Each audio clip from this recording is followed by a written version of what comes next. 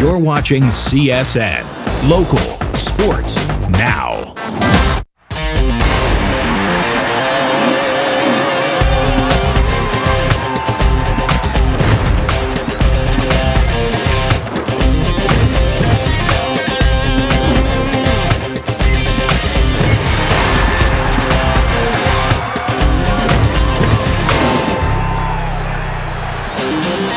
It is a cool, crisp evening in Delaware County as we get ready for high school football action. As tonight, Olentangy Liberty takes on the squad from Big Walnut on the high school football game of the week. And good evening, everybody, and welcome to CSN. Randy Reinhardt alongside Jeff Logan. What a matchup we have tonight in the OCC Capitol. Two powerhouses getting together here tonight, Jeff Logan. Well, two terrific football teams, Randy. I can tell you it was on my personal radar from the very beginning of this football season, and I can promise you that both of these teams had it on their schedule. This is a big, big competition.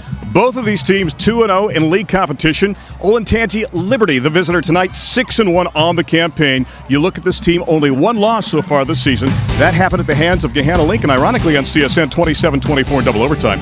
Fourth in computer ratings right now in Division II, Region 6. They have to keep winning if they want to host. You got to be in the top 4 in your region to host a contest in the postseason, and they have a good chance to do that. One of the reasons why, the play of their quarterback. He's a 2-year starter, and he goes by the name of Ryan Seifert. Well, Coach Steve Hale has brought his kids up with the idea that you got to grow the expectations of your program, and this is a great way to grow the expectations with a quarterback like Ryan Seifert. He'll kill you with his arm. He'll kill you with his legs. He is a leader on the field, Randy, and that's probably what impresses me more than anything else. 43-year-old Scott Wetzel has been running the program for about a decade at Big Walnut in lovely Sunbury, Ohio. They come in with a mark that's unblemished on the campaign. They are 7-0 overall. And you look at it, they are tied with Liberty for the top spot in the league right now. They are second in the state in the AP poll and also second in the computer rankings in Division III, Region 10. And I think they would say it's probably time to knock off the Patriots. Last year, it was 7-0, Olentangy Liberty getting the victory. And then before that, even more defensive, if you will. 2 years ago, it was 3-0. One of the reasons they're high in their offense this season is to play the quarterback, who happens to be the coach's son. He goes by the name of Ethan Wetzel. No, Ethan Wetzel, again, a terrific football player, a leader on the offensive side, but also an impact player on the defensive side. They rarely take him out. I talked to his dad before the game. He said he can do everything great except take the trash out on Thursday night. Time now to check out the standings in their division of the OCC, and you look at the Capitol right now, you can see how important this game is in the league standings. Big Walnut, Olentangy Liberty on top, then you've got New Albany and Dublin Scioto in a deadlock in second place. And, you look at those 6 teams in the Capitol, not a slouch among those teams when you take a look, those 6 in the Capitol. But tonight, it's week number 8. 2 teams combined, 13-1. The Patriots and the Golden Eagles. The kickoff in mere moments here on CSN. CSN's High School Football Game of the Week is brought to you by OSU Newark, by 7-Up, by the Central Ohio Technical College, and by the U.S. Army. What a gorgeous night for football. Fall has arrived here in Central Ohio, and we are ready now in week number 8 for Olentangy Liberty and the squads from Big Walnut. Time now to read the rest of our broadcast team. Let's go down to the sidelines now. And Gary Berry. Gary? You said it right, Randy. It is fall down here. Now, speaking with head coach Steve Hale earlier today, he said the keys to this game is going to be to eliminate the turnovers, eliminate the big plays. You got to keep this team on their heels. And when Big Walnut has the ball, you got to make them travel the whole field. And the other thing is stay focused, stay disciplined to eliminate those penalties. Ray, how is that over there on the Eagles sideline? Well, Gary, of course, the Eagles have a dual-threat quarterback as well, but head coach Steve Wetzel says the stars of this team are really on the defense, including linebacker Will Studlian, who's already receiving offers from Division I schools, and he is just a junior. Also, running back Joe Reed plays defensive back, and he's a pretty good one, folks. Tied for second in Central Ohio with 5 interceptions, and they'll try to contain this Liberty offense. Randy. Ray, thank you very much. The Eagles won the toss and deferred, so Olentangy Liberty will receive on your right. I like the garb from Gary Berry, Jeff, in the open there with little earmuffs ready to go just in case we get below 50 tonight. Huh? Well, I knew he'd come prepared. I mean, Gary's that kind of guy that's always going to be prepared down there on the field, and I'm just glad he stayed dry down there. We got a nice forecast for tonight for a great football game. We haven't even kicked off, and already we're giving it to Gary Berry. As our referee for this contest tonight is Tony Aramo, a great name when you talk about Aramo in Central Ohio football history. So many Aramos played for Hartley. In fact, it was 10 consecutive years that Aramo played for Hartley High School. And the first quarter of this game is brought to you by the National Scouting Report, professional guidance for your student athlete as they explore the next level. Big game in the OCC Capital. Both teams 2-0 on the campaign, and Big Walnut ready to kick it off. Josh Zeeb with the honors at the 40. And we are underway. Return will start from the 7-yard line. Up across the 20 to the 30, and look at the momentum all the way up to the 36-yard line for Kyle Creedy. Great defensive back and a wide receiver as well, too. And that's where the Patriots will start on offense here in this game. And we have played just 7 seconds. Ryan Seipert, who we talked about in the open, is the quarterback, a 2-year starter, and a guy that is so elusive. Sometimes you find a quarterback that will be able to run the option and maybe go straight ahead. Seipert is a guy that is elusive. Jeff, you could look at tapes at times and see him miss 5 or 6 tacklers when he just tries to go to the outside on a 10-yard gain. Well, I talked to Scott Wetzel, the opposing head coach, and he said he got captivated by watching this young man play. Had to go back and run it again to make sure he watched the rest of the Liberty team. Creedy in motion, the backs from an eye, the pitch goes to Eggleston across the 35 to the 40. Nice gain out to the 45 and all the way out to the 49-yard line before they knock the man out of bounds along the far side of the field. Time now to check out the starting lineups in the backfield now for the Patriots. Sequest, Eggleston, Creedy, Van Scoy, and Michael are the hands people. Up front, McKaylee, Era, Kaskowski, Shirey, and Ta'ali. And you take a look at that offensive line, decent size, but good speed in the offensive backfield. The fullback, though, an interesting story, number 26, David Seacrest. Folks, he's 5'7", he's 125, and he's a sophomore. So this is a guy to watch for, because normally a fullback weighs about 100 pounds more than that. Seipert again from the gun. This time fakes, and he's looking long downfield. Some contact at the 20-yard line. The pass incomplete on the play. Coverage by big number 17, Nick Hayden, as the pass was intended for Dustin Welch. Boy, those are two good athletes going up against each other. Hayden doing a great job of playing that cornerback spot. You talk about being on an island, Randy. Everybody's eyes are on you, and you've got to play great defense. This is a perfectly thrown ball by quarterback Ryan Seipert, and the receiver ends up having to play defense because of the great defense run by Nick Hayden. There's Mr. Hayden.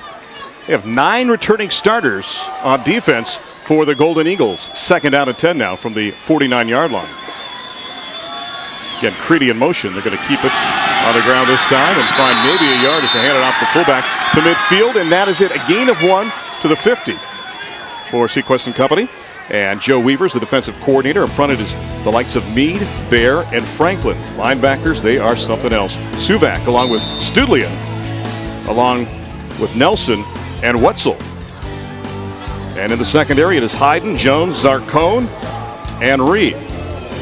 Zarcone's family wanted me to say hi to everybody out there, so we're saying hi to them and hi to everybody watching on CSN. We must have had about 10 different parents and grandparents come up. That's why it's so special to come up here to Sunbury, because the crowd lives for this Friday night event, be it football or basketball.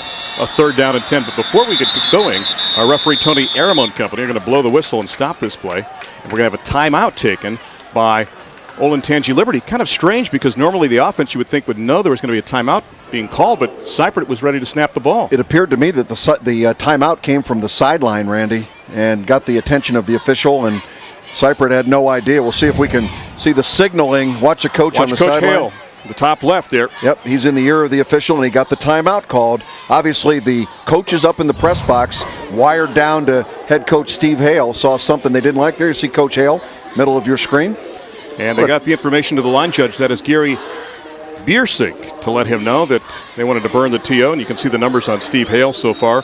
In his tenure with Olentangy Liberty, he's been stellar.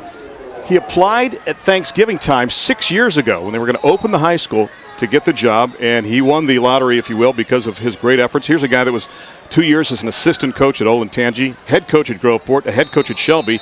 He's just 39 years of age, and there's Scott Wetzel in year number 10, 43 years of age for that guy, and he's got a mark that is unbelievable. 113 and 42, his career mark. 3rd down, big play here, and 10 from the 49 for Seipert and company, again out of the gun.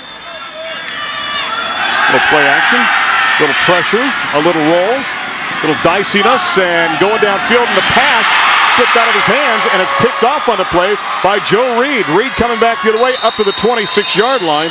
Reed now 6 interceptions on the season, good for over 100 yards, and looked like he just lost the handle on the ball. Yeah, penalty flag down on the play as well, Randy. And again, this is an uncharacteristic mistake by Ryan Seipert to basically throw the ball up loose. And you can see that the ball was wobbling down the field, trying to get the ball down to Kyle Creedy in the middle. But big Joe Reed at 6'4", 200 pounds, was playing center field.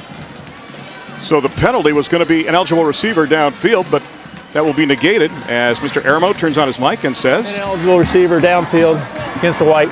Declined. First down. So now Big Walnut will have the ball at their own 26-yard line. There you see Joe Reed. Good size for a guy that's a DB. And, Jeff, that's the thing, too, when you look at it. He's another one of those 3-year starters. They have 4 different guys on defense that are 3-year starters, a couple of those guys in the secondary.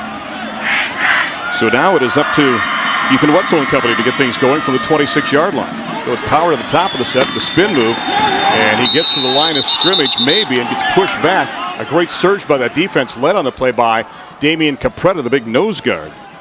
Head coach Scott Wetzel is also the offensive coordinator. Totaro, Reed, Wolf, Suvak, and Hogg, the hands people for the Golden Eagles. Up front, the line consists of Smith, Scarberry, Hubbard, Studlian, and Williams in the front 5. Although, you look at it, and these teams have changed things up a little bit, especially Olentangy Liberty. Jeff, they don't have that many two-way starters going, especially in the line. Well, that's a benefit for the football team because of the depth that they have and the number of good football players. 2 minutes in, a triangle to the bottom of the set, and Wetzel showing that he's elusive too, getting up to the 25, maybe the 26. So it is now a 3rd down and 10 situation. Well, Wetzel, we mentioned, is elusive. He showed it last week. Jeff, the first play against Dublin Scioto, as courtesy of Big Walnut, we have this video of him taking the kickoff back 99 yards for a touchdown. Well, pretty special. This is about as far as you can take it back in a high school football game because if the ball breaks the plane, it's dead.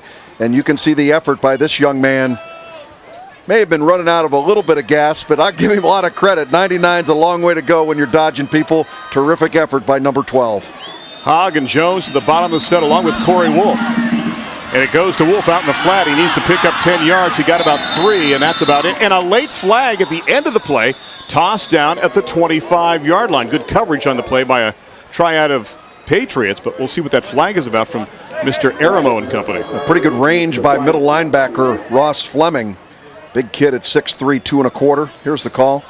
Legal block in the back going against the Golden Eagles. Yeah, Fleming is quite a special athlete. Here's a guy that can play really anywhere he wants to. He plays as a linebacker, and of course the Air Force Academy very interested in his prowess.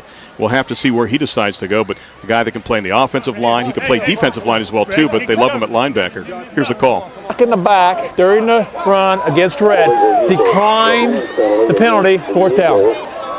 We'll see if we can see here on the replay. Watch number 8 come up. There's the push in the back. Yeah, no question about it. Good call by the officials, and there you see Ross Fleming, who's coming over, trailing the play there. So a punting situation now for Chris Franklin, who's a big defensive end and also the punter, averaging about 31.5 yards a kick. Good snap. That's a good punt.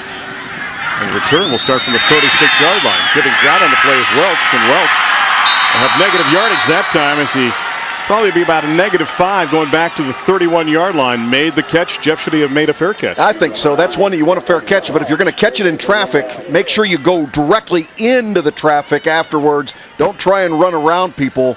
That is not going to work very well for your football team, but Dustin Welch doing a good job of holding on to the football, lost about 3 yards after catching the ball. And you saw that Anthony Zarcone in to make the hit on the play. So 1st and 10 now for the Patriots, just across the 30 at the 31-yard line. We've ticked off just about 3 minutes here. Glad to have you aboard for week number 8 of the high school football game of the week. Again, that's Creedy in motion at the top of the set. It is Eggleston time. Love that burst he's got across the 35 to the 36. Jeff, talk about that formation. It's not the basic shotgun. It's kind of a pistol set that they use. Yeah, you use an I formation with the shotgun quarterback, Randy, which is very unusual. The one thing it does do, though, is it takes Alan Eggleston as the tailback and lines him up a good 7 or 8 yards deep.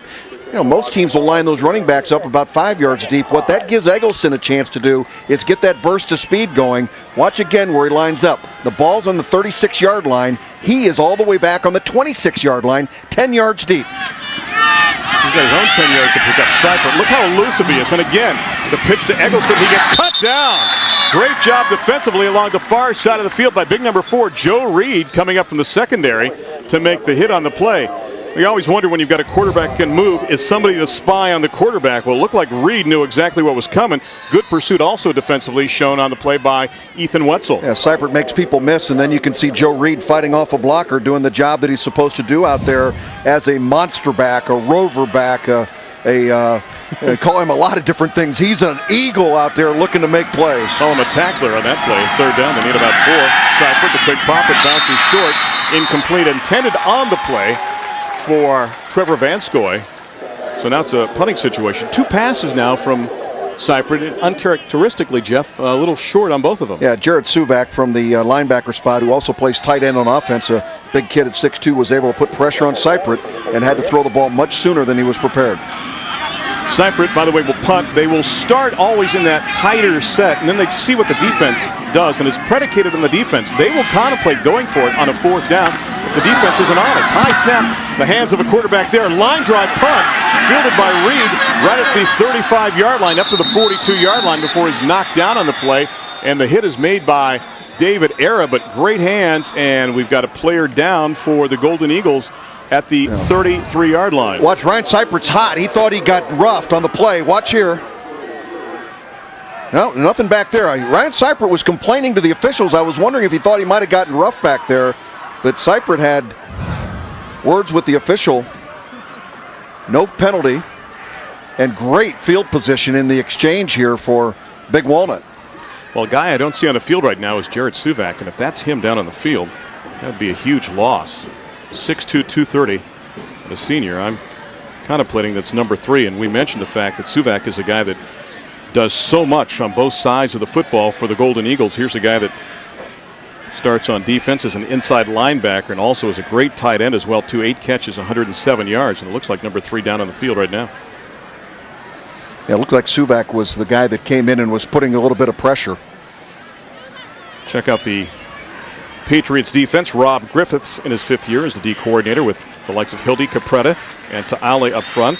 The linebackers are Coffey along with Fleming, Eaton, and Kissel, one of the gentlemen in the secondary. Strong safety playing like a linebacker as well too. And you got the likes of Berridge, Welch, and Whitner, and Creedy all playing in the secondary. And indeed, I was correct. It is Jared Suvak coming off the field as Steve Hale ponders his next move. His team defensively has been so stellar. They have shut out 7 of their last 27 regular season opponents, including Big Walnut twice. When you think about it, 7-0 last year and 3-0 2 years ago.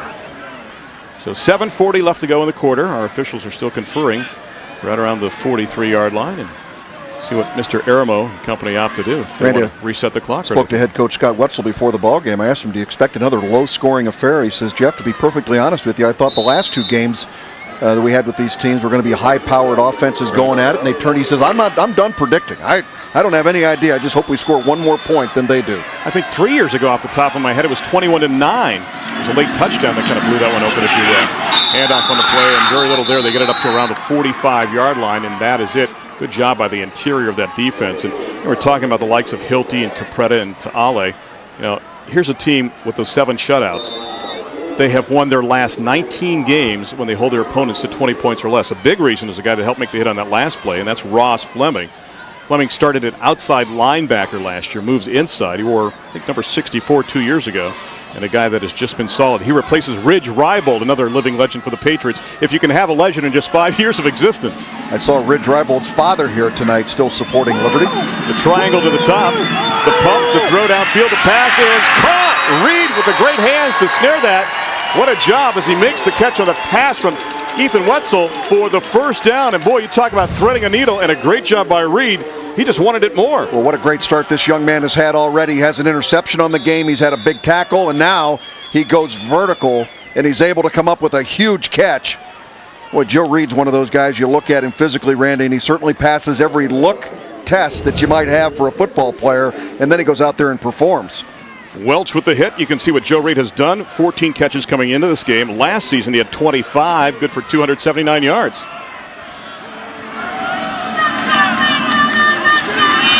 they're going to keep it on the ground. There is nothing there, and they maybe get it back to the line of scrimmage. 22 yards on the reception there, Randy. And we'll call it 2nd down and 10. Interesting situation, too, Jeff. We can watch at quarterback as you see Ethan Wetzel coming up. Wetzel will play a lot at quarterback, big number 12, but we'll also see Garrett Bowler as well play some quarterback, 6'2", 185. And Coach Wetzel says he likes the combination between the two. Maybe Garrett, slightly better arm, and Ethan Wetzel wants to see that play sent in one more time. But, Ethan gives you that running capability and another senior leader. And you talked to Coach Wetzel in the pregame about the senior leadership. They have so many senior leaders, they don't have captains. They don't pick a captain because he doesn't think he can select one. They're all so good. From a true gun. He guns one downfield. Can he get there in time? Oh, almost perfectly thrown. Tell you what, that was a rifle of an arm, and he laid it up there perfectly as the pass falls incomplete. Intended on the play for Derek Jones. Yeah, that's a good effort. Good throw by Ethan Wetzel that time. Again, you want to throw this ball wide enough that you don't let the safety rotate over to be able to make the play. And you can see this ball thrown just a little too far, but he kept the ball wide enough where only his receiver could get to it. Good effort. Right off the end of the fingertips. Alan Eggleston showing he can play on both sides of the football. Again, we saw him as a starter in the secondary earlier this season. Now seeing time as well early in this game. Also the starting tailback. It is 3rd down. Now they need 10. This is Wolf. This is nothing.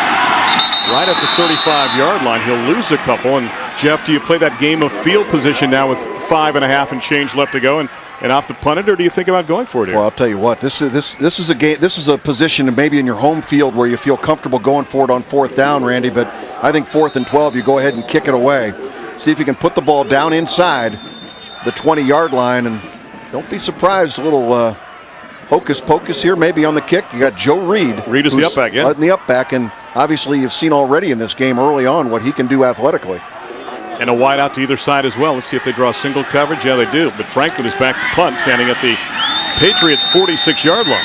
He will get it, and he will touch it. And it will take a big Walnut bounce inside the 10. Boy, that was perfectly executed. And now the Patriots will have a long field to deal with. 4:51 left to go. Big game in Week 8. We are scoreless here on CSN. We are local sports now. Olentangy Liberty and Big Walnut scoreless here on the high school football game of the week. Randy Reinhardt alongside Jeff Logan, along with Ray Crawford and Gary Berry. Glad to have you aboard for this contest. Double dip weekend again here on CSN. Canal Winchester and Bloom Carroll, our other contests on the far east side. They're going to keep it on the ground. Big hole for Eggleston. Can he break it outside? He got up to the 10. Near the 12-yard line. Jeff, again, that burst makes you think that he's going to break it almost every time. Yeah, I'll tell you. And he gets a good surge going there, and he also has time to be able to view what's going on ahead of him. Randy, the team that started putting the tailback really deep years ago was the University of Southern California. They were the first to come out with it, and they had a guy by the name of O.J. Simpson. It was a pretty decent running back, and they're the ones that experimented with making that tailback sit back 7-8 yards. But I got to tell you, I haven't seen anybody put him 10 yards deep like Liberty does. Dustin Welch, who was a little gimpy earlier this season, is wide to the bottom of the set. Separate looking long that way, also looking for Creedy, and just overthrows that one out of bounds. And it will be incomplete. Well, fans, don't forget, your favorite CSN broadcasts are now available on DVD. High school to the professional ranks, you can get them. Very simple. All you have to do is pick up your phone, call 614-575-9000 for more information. Again, the area code 614-575-9000. We give you that 614 for your folks up here in Delaware County. Say, look, that's not 740. No, give us a call down in Columbus. And Columbus Sports Network covers 7 contiguous counties. We're glad to have you as part of our family here on CSN. Seifert looking long downfield, gunning, throwing, pass incomplete at the 48-yard line. Was looking long for Trevor Vanskoy, his leading receiver on the season, but the pass just a little too strong. Randy, 0 for 5 start for Ryan Seifert throwing the football tonight. He comes into the game a 61% completion ratio, 69 completions in 113 attempts, 13 touchdowns, just 2 interceptions. And again, 4th down, but they'll try to keep you honest, as Seifert will take a look, and if he doesn't see anything he likes, then he'll go back into punt formation. We saw this, Jeff, matriculated into their format in week number 3 when they took on Gahanna Lincoln. Fair catch called for by Reed at the 49-yard line, so they're 51 yards away with 3:54 left to go in the quarter. We are scoreless, and down to the sidelines we go, and Ray Crawford, right? Yeah, Randy, thanks very much. Got an update on the injury of Jared Suvak, number 3 for Big Walnut, who left here a short while ago. He did twist his left knee, but I asked him, Jared, are you going to be able to get back in the ball game? He said yes, so we'll see him back on the field shortly, guys. And, you look at it, Jeff, that is the guy they need, because we talked about the fact that, Big Walnut is Division III, and the smaller you go in divisions, the more you have players that play both ways. And Suvak is one of those Ironmen out there normally for Big Walnut, starting not only on defense but also as the tight end, as the Golden Eagle is looking for a reason to soar right now. From the 49, here they go. Wetzel to Wolf, WW combination, gets into the line of scrimmage, and that is it. Boy, the surge defensively has been tremendous. And the guy I saw again, we've called his name a number of times so far tonight, but Ross Fleming sits to just get by that blocker faster than anybody else. He's taking that first step. He's making a move to his side. That time he moved to his left and got in there before anybody could touch him. Now, good pressure at the front, though, by Logan Tyali. I mean, here's a guy that got pressure up the middle, number 62. Here's Tyler Eaton, 35, a big kid as well, 6 foot 210. And again, one of those really good seniors that Steve Hale has on his defensive football team. It'll be second down. They need just about 9. Wetzel to his left. Pressure, guns, pass. Wolf lost the handle at the 45-yard line. And pressure in the backfield again in the person of Fleming. And if you've noted this perhaps on that play, that Mr. Suvak has been back out on the field, big number 3 there. So again, it was just indeed a minor twist of the ankle. And Jeff, how rapidly can you normally bounce back from something? Well, like I think, just as Ray Crawford brought to us down there, just a twist of the knee, and probably not an issue that's going to probably scared him more than anything else. Anytime you have that knee go, you can only think the worst, and then all of a sudden you get your senses back and you're good to go. So glad to see him out there. It is Reed way wide to the top of the set, 1 wide out to the bottom 2, and Jared Hogg. You can see what's happened so far on third down conversions. And before we get going, we've got Hankies flying with 3:12 left to go here in the quarter. This is an entirely new offensive line for Big Walnut. There you see the call going against that offensive team. Return to some experience really in the skilled positions, Randy, but Coach Wetzel had to replace. Snap infraction against the offense. Repeat, third down. Thank you. Had to replace the entire offensive line. That's your quarterback, guys. And you can see the jerk there. And the direct snap going back to Garrett Kohler. Kohler, who's now in at quarterback. And again, we talked about them mixing it up. Kohler now will gun it downfield. The pass, look at Reed waiting for it and lost the handle. Nearly had possession, but it falls incomplete inside the 35. So Kohler getting a chance out there. That's the thing, too, about Ethan Wetzel. We talked about Suvak. Wetzel is a guy that can play defensive back, play linebacker, play wideout, play quarterback, returns punts and kicks. That time it is Kohler with the attempt to Reed, and Reed had a paw on it. He's upset. He wanted to pull that one in. I think they've realized that they need somebody more athletic to cover Joe Reed on those key plays, and that's why Alan Eggleston goes into the ballgame. Franklin with honors, and boy, he bombs this one inside the 20. Good angular kick out of bounds with 2:59 left to go. And again, the Patriots forced back deep. Last year in this contest, it was a situation where the Patriots scored on the first possession. They kind of changed up their look offensively, surprised Big Walnut to a certain extent, and that was the only score in the contest. 7-0 was the final. 2 years ago, 3-0 was the final score. So not a whole lot of offense the last couple of seasons in this game. But you mentioned Scott Wetzel. Thought maybe they would see some more offense last season. We'll see what happens here in 2007 as Ryan Seipert checks in. His dad, a familiar name, Greg Seipert, is the assistant head baseball coach to Bob Todd at The Ohio State University. So the 13 is where they'll start. Seipert, look out. Gets away from Franklin, trying to buy some time and go back the other way. Now watch the offensive line try to set up the blocks. He gets across the 10 up to around the 11, maybe the 12-yard line. All that, Jeff, and he almost got back to the line of scrimmage. Boy, this will take the gas out of you trying to scramble like Seipert is back here. Look at the shot somebody's trying to take at him. That's Chris Franklin that gets in there first. And he goes all the way to the far right hash and decides, whoop, I'm getting out of here. This doesn't look any good either. He comes back in, and you're really surprised you didn't get maybe a clip or a block in the back because you got guys changing direction, everything else. Offensive line doing a good job, but Randy, a whole lot of running around to get 2nd and 10. Already with a whoop, and we didn't get out of the first quarter. Sorry about that. You can see what's happened so far tonight with the Patriot possessions. Seipert milking that for as much as he can, but a great job by the defense, Jeff, too, of just stringing that out. And look, you can see 4 different guys in the Big Walnut uniforms there to make that play, stretch it out. You see big number 50 celebrating. That is Will Studlian. Interesting story. I think this is the third Studlian to pass through here. And in the past, it's always been pronounced Studline up front here. And now all of a sudden it's Studlian. And talked to his father before the contest, appreciates the coverage, and we made sure that we adjusted. In fact, talked to our fearless PA announcer up here too, and kind of a surprise to everybody. Glenn Evans, who's been here for 25 years, doing a great job as the PA announcer for Big Walnut. Third down, they need 9. That's Cyprett. And that is a sack inside the 10-yard line. Great pursuit as they get the sandwich job. The first guy in there, you can see that Ethan Wetzel was there and he had help on the play, and with that now a 4th and long and another punting situation. Well, that's quarterback on quarterback, but Ethan Wetzel plays that rover position. He was playing robber on this play. Basically, he was spying the quarterback, laying way down low so that the quarterback couldn't see him, and then when the quarterback decided to take off, when Cyprett took the ball, boom, Ethan Wetzel comes shot out of the cannon, and he's able to make the play. They were a player short, and it was a snapper. That's a fairly important guy to have in there.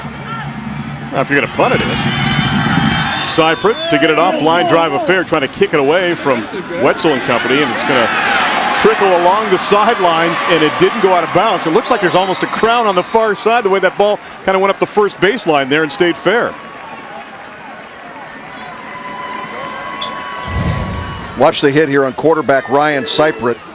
And this hit of the half is brought to you by T-Max Sports, Jeff. There's Cyprett that came in there, got help along with Calvin Bear. Listen to the contact. Yeah, they're getting after it down there, folks. Again, quarterback on the defense. Well, a lot like DeSales and Watterson that we saw last week, Jeff. A hard-hitting physical contest, but cleanly played year in and year out, just like we saw last week with the Stallions and the Eagles. And if you missed that game, what a contest between Watterson and DeSales. It came down to the final moments as Wetzel will keep this time and take it up to around the 43-yard line, and that's about it on the play. Randy, 52-yard punt there by Cyprett, and keep in mind that it landed first at about 30 yards, so it had about 22 yards of roll, and we've talked about running backs or receivers tight-roping the sideline. I have rarely seen a football tightrope the sideline for that period of time. Wetzel limping a bit now as he comes to the sidelines, as that will do it for the first stanza. We have played 12 minutes, and a lot like last year and the year before. A lot of excitement, a lot of action, but no scoring. We are unblemished right now. Zip, zip on the scoreboard. Olentangy, Liberty, and Big Walnut here on CSN. Start of the second quarter between the Patriots and the Golden Eagles here on CSN. It is second down. They need just about 8. And as Jones in motion, Wetzel guns it across the middle. The pass, what a catch on the play. Reaching up and snaring that one was Jared Hogg. And you know, Jeff, anytime you have to do that across the middle, you know you're going to take a shot. But that time Jared said, I'll take the hit and I'll make the catch as well. Well, again, a good target at 6'1". He gets himself up and elevates, and a nice throw by Ethan Wetzel, putting the ball up there where his receiver's able to go up and get it. Again, good coverage, but the ball was thrown in a position where Jared Hogg was able to go up and make the play. Number 1 receiver for this football team, the most favorite target, but yet to get into the end zone in the 2007 season. Mark it down to the 47 of the Patriots. They're going to keep it on the ground and try to smash it off the right-hand side. And on the carry there, picking up a yard, is Trevor Tutterow. He is the fullback. In their game plan, Jeff, when you look at it, the fullback probably gets about 5 times a game. He gets those kind of cheers, only 5 times. Meanwhile, a guy like Wolf, they expect him to get it 15 to 20. If they reach those numbers, they know that their offense has been successful. Again, second and long. This is the kind of situations these teams are not used to, Randy.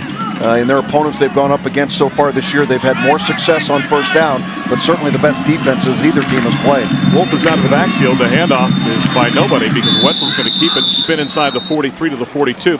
Big Walnut had 46 yards in the first quarter. 37 of those came on 2 plays. So their offense has been held in check as well, too. And the Patriots have had to deal with the long field their last couple of possessions. Mark it down inside the 43 near the 42, and we've played just about 1:15 here in the second quarter. Middle linebacker Ross Fleming again coming with an attitude on the play. Came up and made the hit on Ethan Wetzel, but he was able to spin away and pick up about 4. Yeah, when does Fleming not have an attitude? I'll tell you what, I'm impressed with this kid. Timeout going to be called by Big Walnut. They're going to talk about it on a key third down play. As they take the break, we'll let you know that tonight's American Red Cross Volunteer of the Game is one David Miller. David Miller is a special person here. He's been selling programs for 20 years. Find out how you can help save a life, courtesy of the Red Cross. Go to bloodsaveslives.org or bloodsource.org as well, too. David Miller selling programs here at Big Walnut for 20 seasons. Congratulations to him, and thank you for the effort that you show. And that's the kind of person the Red Cross always looks for, a person that goes above and beyond. And one David Miller does it here in scenic Sunbury. And Jeff, you did leave Franklin County. Did you make it up here without any problems? I did. I have no problem with this at all. Of course, you leave early, too, for the radio show. I absolutely do. I got up here about 3:30 in the afternoon, Randy, and traffic wasn't too bad. And actually a very nice night to head out here, and a great night for high school football. And every seat in this stadium, Randy, taken up by somebody cheering for either Big Walnut or Liberty. And to be honest, from your office, it's only 3 turns, so if you screw that up, you can't even make it home. Exactly. It is third down, a big play here. Look at this crowd here. A stellar gathering on both sides of the field, and some standing room crowd as well, too, along the near side. The 43, that's Wetzel with a rolling pocket gunning and trying to tightrope and making the catch inside the 33-yard line successfully is Jared Hogg. So Hogg's been a go-to guy here on this drive as he makes the catch, and buckle up your seatbelt. It's coming right into your CSN chair. Yeah, you're playing cornerback. You got to make a play here. And look at the bullet delivered there, and the concentration by Jared Hogg again, catching the football with his hands, Randy, not using that body where it could bounce off, but using those hands coming up and catching the ball. Great shot down there and a good delivery by quarterback Ethan Wetzel. +2 in the first downs, and he will keep it, and he will get wrapped down. There's a flag on the play along the far side of the field. The hit was made by big number 77, Michael Hilty. So Mike makes the hit, but there's a flag at the 32-yard line with the clock reading 10:22 left in the half. You know, Mike Hilty, a big football player, just a junior at 6'4", 230 pounds, anchors that closed side of the field, the short side, and see the call by the officials here, Randy. Mr. Aramo conferring again. Wants to get it right. We mentioned Tony Aramo is our referee tonight. Our umpire is Mike Clark. Linesman is Robert Bate, and the line judge is Gary Biersink, and your back judge is Pat Seymour. Big Walnut walking backwards. There you see the call. Explain the option now to the Patriots. Patriots 6-1 on the season. Big Walnut 7-0. The lone loss for Olentangy Liberty at the hands of Gahanna Lincoln, a game we did again in week number 3 of the high school football game of the week in double overtime. Mr. Aramo trying to fix his mic and comes our way and says 6 men on the line against the offense. The penalty is declined. Will be second down. Again, you need to have 7 men on the line of scrimmage, Randy. Only 6 lined up there. So when you see the receivers come out, they will generally check themselves with the line judge to make sure that they're either on the line or off the line, depending upon where they're supposed to be. There you see that lone loss in week number 3, but otherwise they have cruised through their campaign through 7 weeks. Pitch near side off. Wolf. Might be a big bad Wolf, but guess what? He made a turn there and he saw a big bad Fleming that nailed him. Ross Fleming has just been brutal already. Take a look and a listen. So you want to play high school football? It goes something like this. Well, they're coming up. You talk about coming up with an attitude. I mean, if you're a defensive football player, you have got to be able to come and bring an attitude, but make sure that you get your fundamentals down, keep that head up, and make sure that you're wrapping up when you're making the tackle. Good execution by Liberty. 3 wide at the top for Wetzel and company on this third down play. Finds a seam. Look at this. Talk about elusive inside the 20 to the 15. Wetzel tight roping. Does he make it in? He stayed in bounds. Calling a touchdown. 9:26 left to go from 36 yards out, and the Eagles do something they haven't done in a couple of seasons against Olentangy Liberty. They score. Any question about this young man's athleticism? There were a lot of pretty good football players from the Liberty defense that had an opportunity to get the senior quarterback. You can see the offensive line did a great job of protection, but look at the people downfield. Fleming had a shot and couldn't make it, and then you can see one other defensive back, looked like Kyle Creedy, trying to come in and make the play, but was unable to come up and make that tackle. Dronsfield to attempt the extra point.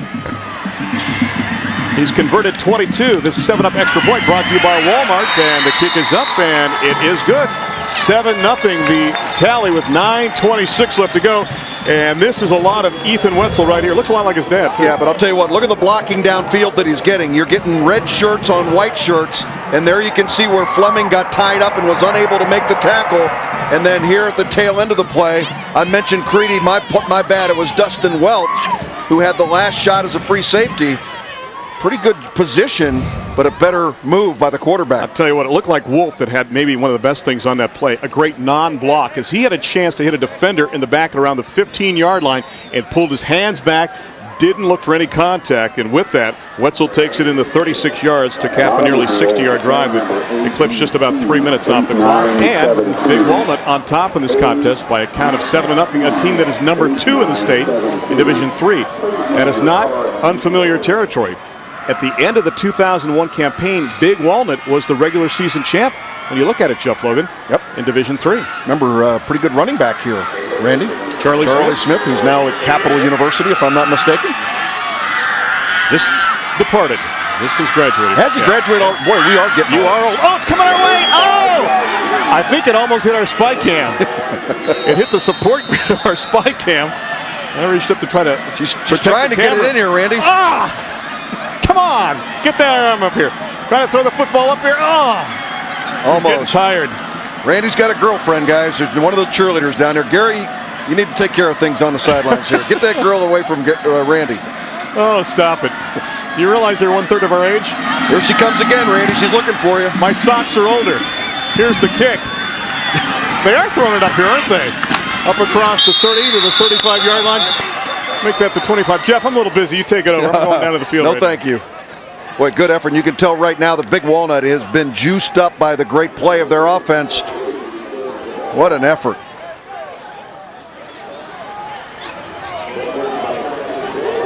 Seven 0 the Cats, as you see time remaining first half, is Wetzel with the only score. Let's see what Olentangy Liberty can do here. Down by a score. Cypriot is the guy that we talk about with that ability to make plays happen in the open field. Here he kind of rolls to his left, guns downfield. The pass incomplete, intended for Trevor Vanskoy across the 40-yard line. Well, now 0 for 6 passing for Ryan Cypriot. Just not able to get his timing.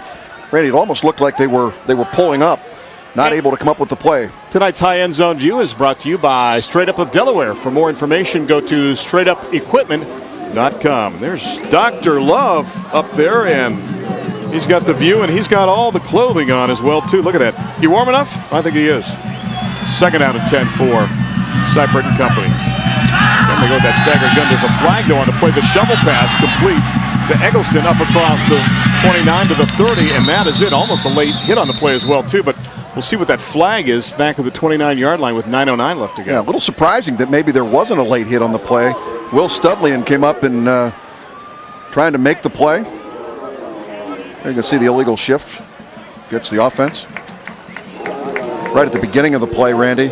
Shovel pass, just trying to get something going offensively. That would have been the first completion of the night for Ryan Cypriot, but it'll be taken away by a result of the penalty. Yeah, the ball currently at the 30-yard line. Let's see what they opt to do with this. Actually closer to the 29 with 9:09 left to go. Is Tony Ermo sorting out the situation, our referee for this contest, and says, Okay, we had illegal shift on the offense. We're going to repeat second down after a 5-yard penalty. You know, it's a lot like Chuck Curley last week. Chuck Curley was another guy that referee in the heat of battle turns on the mic and says, got a penalty on the offense. Very calm, very mellow for a guy that's running up and down the field. You see the penalties and the yards so far, just one apiece for the two teams for a total of 10 yards. Now Liberty with only 18 yards of offense, Randy, in the first quarter. A team that's been averaging over 300 yards of offense, really struggling against Big Walnut. It's Creedy in motion. Cypriot, the ball goes flying free inside the 10-yard line. Who's got it? They try to cover it up at the 6-yard line, and somehow the Patriots got back on the football, and there's a flag inside the 20 along the far side at the 17-yard line. Boy, the flags came late. There was a push in the back of one of the Liberty players. Now watch here, the pitch is going to be bad. This is not a good idea, but he's got the face mask. There's no question about that. There you can see the push of Eggleston, but that's okay at that stage. But there was going to be, that's not the call. It has nothing to do with a push. It has everything to do with the hand on the face mask, and this will go against Big Walnut. That's too bad because Kelvin Bear made a great play as he was able to come through and make the play, and actually by doing that and grabbing quarterback as he did and turning Cypriot, he lost control of that pitch a little bit, but the penalty is going to be marched off against the Golden Eagles. No, very fortunate situation for Liberty. You can see, watch here, the middle guard, Bear reaches up and he's got his hands right there on the face mask of the quarterback, 65, got it on there. No wonder he couldn't pitch it to him, he couldn't see. But that's a ball that Cypriot probably has to eat, Randy. You can't pitch that ball if you can't see where it's going. Very fortunate for Liberty to still have this ball. What's that like as a running back when the ball comes back, you're expecting it, and it's 3 or 4 yards over your head? Really, you want to look for a hole to hide in, but you got a responsibility. Go find it. Second down. Got to keep it on the ground. Eggleston finds nothing there. Great pursuit defensively, right up the gut. Take your pick. Logan Mead was one of the first guys in there to help make the hit on the play. Big number 63 as he comes shooting through. He's a returning starter. A little pushing and shoving going on at the end of the play, but look at the penetration by the defensive line. Once again, you got Logan Mead in there putting pressure on that defense, and Will Studlian along with David Era having a little pushing and shoving going on, but Logan Mead. Yeah. What a great name for that young man. And are you ready? I'm officially old. His dad was a running back here from 84 to 88. I remember him back in 88. Third down and long. Cypriot, little play action, little time. Gun job, and the pass incomplete. Good anticipation defensively by Nick Hayden, who nearly picked that off at around the 37-yard line. Boy, Nick Hayden having a good night so far when he's had man coverage. He's had Trevor Van Scoy out there as his responsibility. And again, without interfering, he was able to go up through and make the deflection. And that is just good, sound defense by Nick Hayden. Well, his name is Hayden, but he hasn't been. He's been very obvious with his play, especially on defense here in this contest. Cypriot with that sidewinding kick. And the return will start from the 40, and Wetzel lost the handle and got it back at the 35-yard line. -5 on that, but they'll have the ball with 7:52 left to go first half, and the Golden Eagles up by 7. Zach Michael on the coverage down there nearly came up with a fumble, and again, Ethan Wetzel very fortunate to get his hands back on this thing. It's almost like it had a handle. It came right up to him, and you can see that Zach Michael, 15, down there trying to make the play for Liberty. That would have been a huge turnover. Well, Zach Michael is a guy that can play everywhere. He's the backup quarterback. He can be a starting wide receiver. He can play in the secondary. And you see so many of those guys when you go to Division II and Division III, but Michael's a guy that's very important. There's Kohler back in now to run the show offensively. When that happens, you can look for Wetzel sometimes as a wideout. They're going to keep it on the ground, and Wolf has got it. Wolf gets one, and that's about it. Gets it up to the 36-yard line, and that is it as the hit is made on the play by big number 35. That is Tyler Eaton. Eaton's another guy, Jeff, when you look at his play, I mean, his numbers have been stellar. Another guy that's a 3-year starter on your screen there. Great athlete, strong and fast. He likes English and rugby, and he is part of the Worthington Rugby Club. There's a lot of rugby guys from Worthington and Westerville that play for these two schools respectively. You talk about guys that are nuts. I mean, that is one crazy game, I'll tell you. You have some padding in your socks. Oh, I'll tell you, that is crazy. Quarterback Ethan Wetzel getting a blow. He's on the sideline. Garrett Kohler, you see his numbers. Wetzel standing at the 37-yard line, getting a respite, and we've got whistles and flags from the secondary. And we've got a delay of game on the offense with 7:07 left to go in the half, so marching back 5. That can happen from time to time when you've got your backup quarterback in the ball game. It may take a little bit more time to get plays messengered in. Wetzel will, or excuse me, Kohler will try and get things going in the right direction. He's a senior, so he's had to sit around and watch a little bit, Randy, and I know that's a frustrating situation. I give Coach Wetzel a lot of credit for making sure both of these young men get some reps. Jones way wide to the top. In motion. That is Suvak, the tight end, looking long downfield and nearly a perfect pass. A little strong for Derek Jones at around the 30-yard line. Well, I'm right. Jared Suvak can do it all. Well, you got to keep him on the field. He's very athletic, and Suvak throws a perfect spiral down the field. And again, that's a ball you'd rather see overthrown than underthrown. I think Suvak was a little bit surprised. He could have won the pass, punt, and kick competition with that one. Wow. That thing was on a rope. Well, that's interesting when you think about it. Big Walnut can put 3 quarterbacks on the field at the same time. You don't see that very often on any level. Arizona Cardinals tried to go with 2 quarterbacks, but now they only have 1 healthy one. That is Wolf in motion to the top on his 3rd down at 14. Kohler with pressure. Guns pass is almost picked off. Eggleston got a paw on it, and he tried to pull it down at the 44-yard line. Let's go down to the sidelines now with Gary Berry. GB? You guys were talking about the stellar player, the linebackers, Fleming, Eaton, and Coffey. The reason that is they're playing a little better is seeing a little less time on offense, was keeping them a little fresh and getting to the ball a little bit faster. Randy? Olentangy Liberty brought 11 new players onto the field for this punt return, and they got him on just in time. They show pressure. There's the kick. It will hit inside the 30 and take a big Walnut roll inside the 20 down to the 15-yard line. That was wild. When was the last time you saw a team go ahead and substitute 11 different players? Well, they had them poised, ready to go, and a bad decision made by Trevor Van Scoy. Probably should have fair caught that football as best he could. Now watch this. If this ball is thrown an inch or two higher, coming back right at you, going down the field, again, this ball is way up in the air. If it's thrown just a little softer on the halfback pass, they've got a touchdown. You can see separation.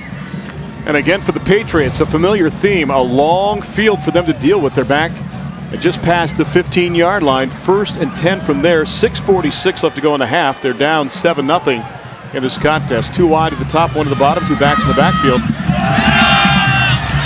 And the ball's free and scooped up by Seipert after it was lost initially on the handoff on the play as it went to the lead back, the fullback, and that is David Sequest. He lost the handle, and then Seipert was able to scoop it up. Boy, you look at this young man, Trevor Sequest.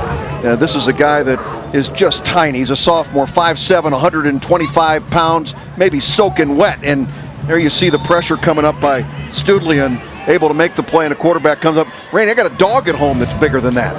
I mean, my goodness. But I guarantee you my dog doesn't have as big a heart as that young man out there. Courage, and he's got a burst at the line of scrimmage, too. 2nd down and just more than 10. Seipert with pressure on, rolls away from that, and comes back, and look at Seipert. This is what we were talking about in the open field, but a good There's the late hit. Across the 15 and around the 17-yard line. Tackle made on the play by Anthony Zarcone coming up from the secondary, but you know, he rolls to the left and you think you've got him contained, and all of a sudden he brings it back. But look at the pressure as well in the play offered up by Logan Meade. Well, you don't want to be a quarterback, guys, at this point. You're running for your life, and what I want you to see at the tail end of the play is the Aramo, the official, comes up and he starts reaching. There's the late hit. He reached down to grab his flag and thought different of it. No penalty on the play, and now, again, the down and distance you don't like. 3rd and 9. And you can see they're averaging just more than a yard per play with 1 miscue so far. 3rd down at 7. Seipert running for his life. Finding a seam, Seipert up to the 28, maybe the 29-yard line, and all because of the nifty footwork of Ryan Seipert. They're going to move the sticks. You know, you just kind of have that feeling right now that Olentangy Liberty is looking for that one play to get him going and get him in sync offensively. So far, they almost look like, Jeff, that somebody's been hurried into something and struggling to get everything on the same page. Well, they're struggling because there's pressure on that offense or that defensive line. The 3 guys lined up: Logan Meade, Calvin Bear, Chris Franklin. These guys are bringing it. And Randy, one of the things that they've done is they brought in a 4th defensive lineman, and this is a little bit different than the way they've been showing it before. On a 1st down, Eggleston. I'll tell you what, he won't get credit for the tackle, but a guy who really helped him make that play was number 63. Logan Meade was in the backfield at the time that Eggleston got the handoff. Hey, folks, the Columbus Sports Network, by the way, if you're new to us, it's available on Time Warner, Channel 78, alrighty? Also available on Insight Channel 78 and 524 digital, on WOW Channel 97, and in the Columbus area, it's over the air as well, too, on Channel 32. That's where you can pick up Columbus Sports Network. So if you're not watching at home, you're watching this and saying, hey, can I get this at home? You don't think you can?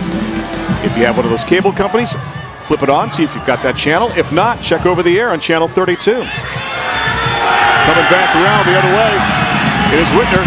Cameron will try to find an opening, and he cannot. And again, it's a guy that stretches out the play. It is Anthony Zarcone. Won't get credit for the tackle, but Jeff, he stayed at home. Well, he did, and you got to watch what's going on. Watch how good the defense is playing for Big Walnut here tonight. Look at the pressure, and quarterback has nowhere to go.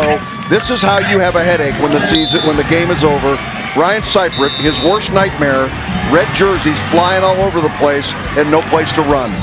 Apropos that the Golden Eagles are flying here in the first half. They need a dozen. The ball back at the 26-yard line as we approach 3:50 left to go here in the first half. And the Patriots down by 7. Cyprett wants to throw. Has time, guns it wide open. Nobody picked him up downfield. It is Dustin Welch, and he is off to the races, has the angle, and takes it in for the touchdown. 74 yards away for the score, blown coverage, and just like that, it's a one-point game. And that is the first reception, first completion that Ryan Cyprett has had in the ball game. Up till now, Big Walnut was perfect. And again, he finds a receiver wide open. He is licking his chops at this point and hoping that he just is able to hook up with Dustin Welch, who takes it all the way into the end zone. Wow.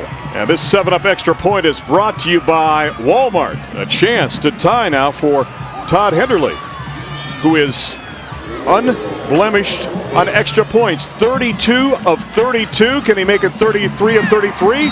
He does so, and it's a brand new game. 3:38 left to go in the first half. The Patriots 7, the Eagles 7. This is CSN, Columbus Sports Network. We are local sports now. Moments ago, Jeff, I said it looked like they needed one play to get them in sync, and I think they found that play on the 74-yard pass to Dustin Welch. Welch, ironically, a guy that was out a couple games earlier this season, not up to 100%, but boy, he's got the speed back, a guy that is so effective as a wideout, and a DB makes the catch for the touchdown. Let's see if we can see the breakdown in the coverage downfield, Randy, because you're either in cover 2 or cover 3, where you've got 2 safeties back or 3, and you can see that Liberty did a good job of keeping the receiver down the hash marks, but no safety there to be able to make the play. It's a miscommunication in the secondary, and you always run into that as a possibility when you've got a quarterback back there scrambling. Ugly things can happen in the secondary. You got to make sure you stay with your cues and don't lose your position. Now, Jeff, you played running back. Were you ever a DB as well? Oh, yeah. I went in on third downs usually, Randy, in high school. Not in the college level, but I went in high school in third down situations, partially because they wanted me on the field, but more so because we'd go into punt return, and it wouldn't be such a big deal to get back onto the field. Interesting, they've changed it up here. Andrew Dronsfield is going to kick off. Normally, it's Josh Zeeb, so Dronsfield is going to kick it off. Jeff, he's a soccer player. You know what that's like, so you only get him maybe one day a week, and that's a good kickoff. The return will start from inside the 5-yard line. On the return on the play is Zarcone. Zarcone is up across the 20 to around the 22-yard line, and that's where they will have the ball to start the drive. Now you're tied at 7.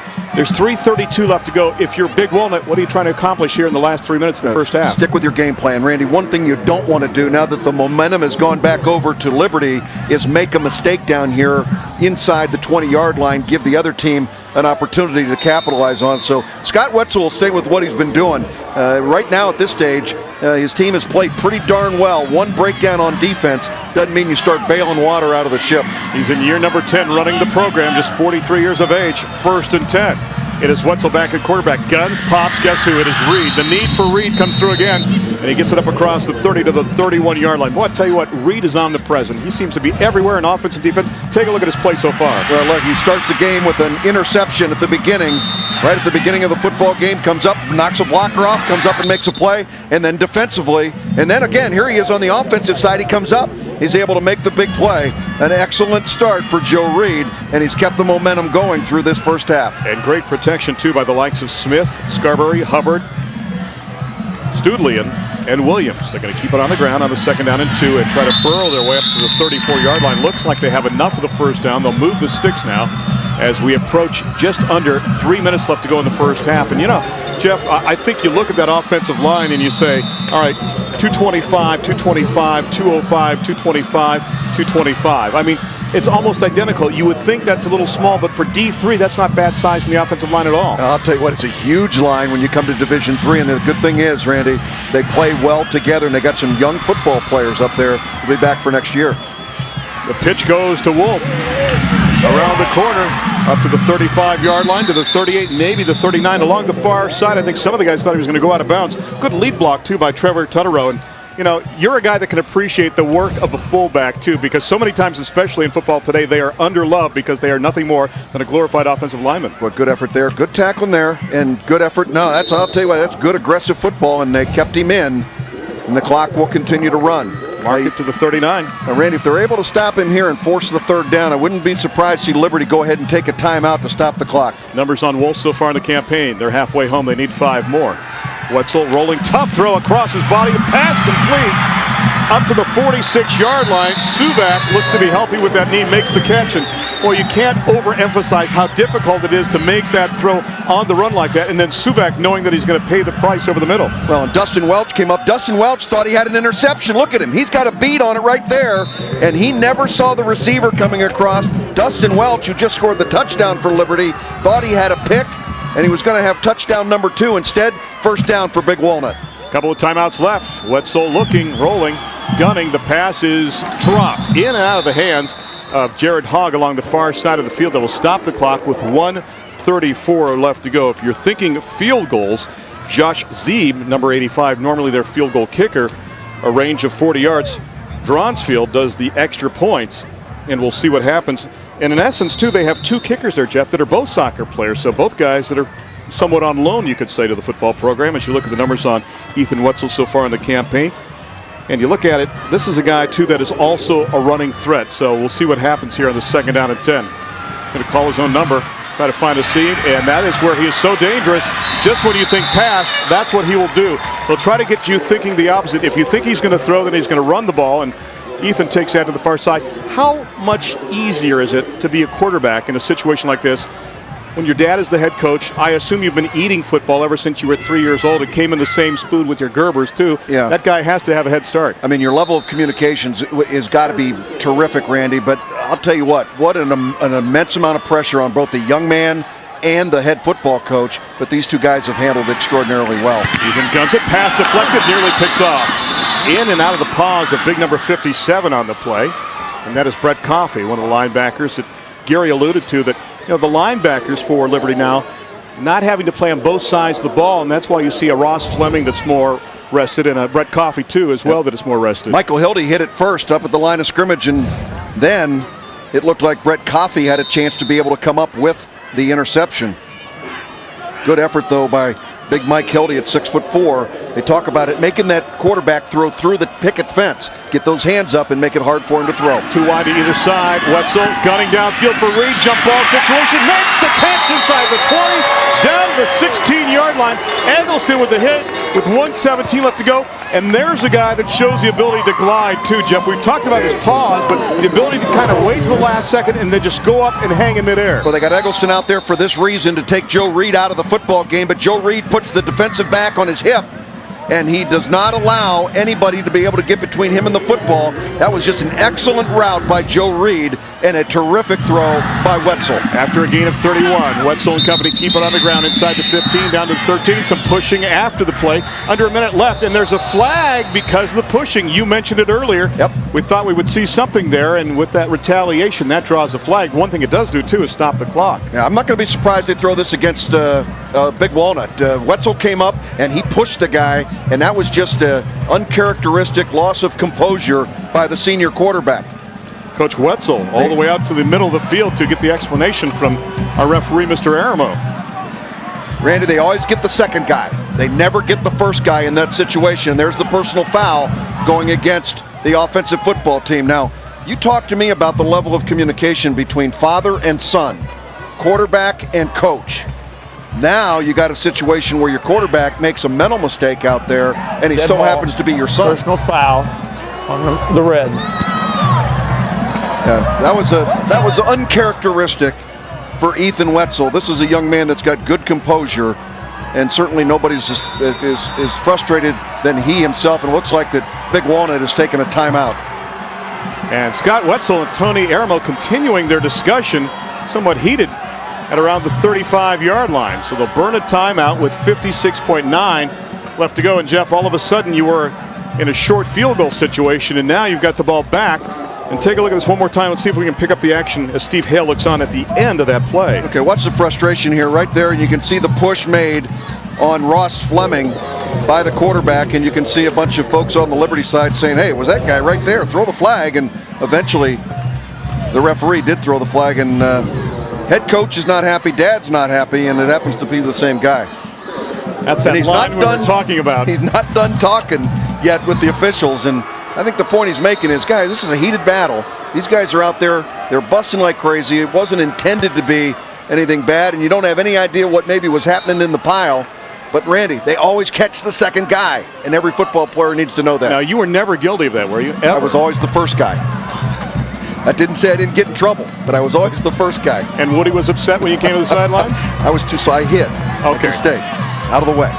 Mark the ball back to the 28-yard line. It is second down. They need a furlong, just about 22 yards. 2 wide at the top, 2 to the bottom. This time Wetzel from the gun. Again, time a factor here in the first half. The lob across the middle for Wolf. Does he make the catch? He does.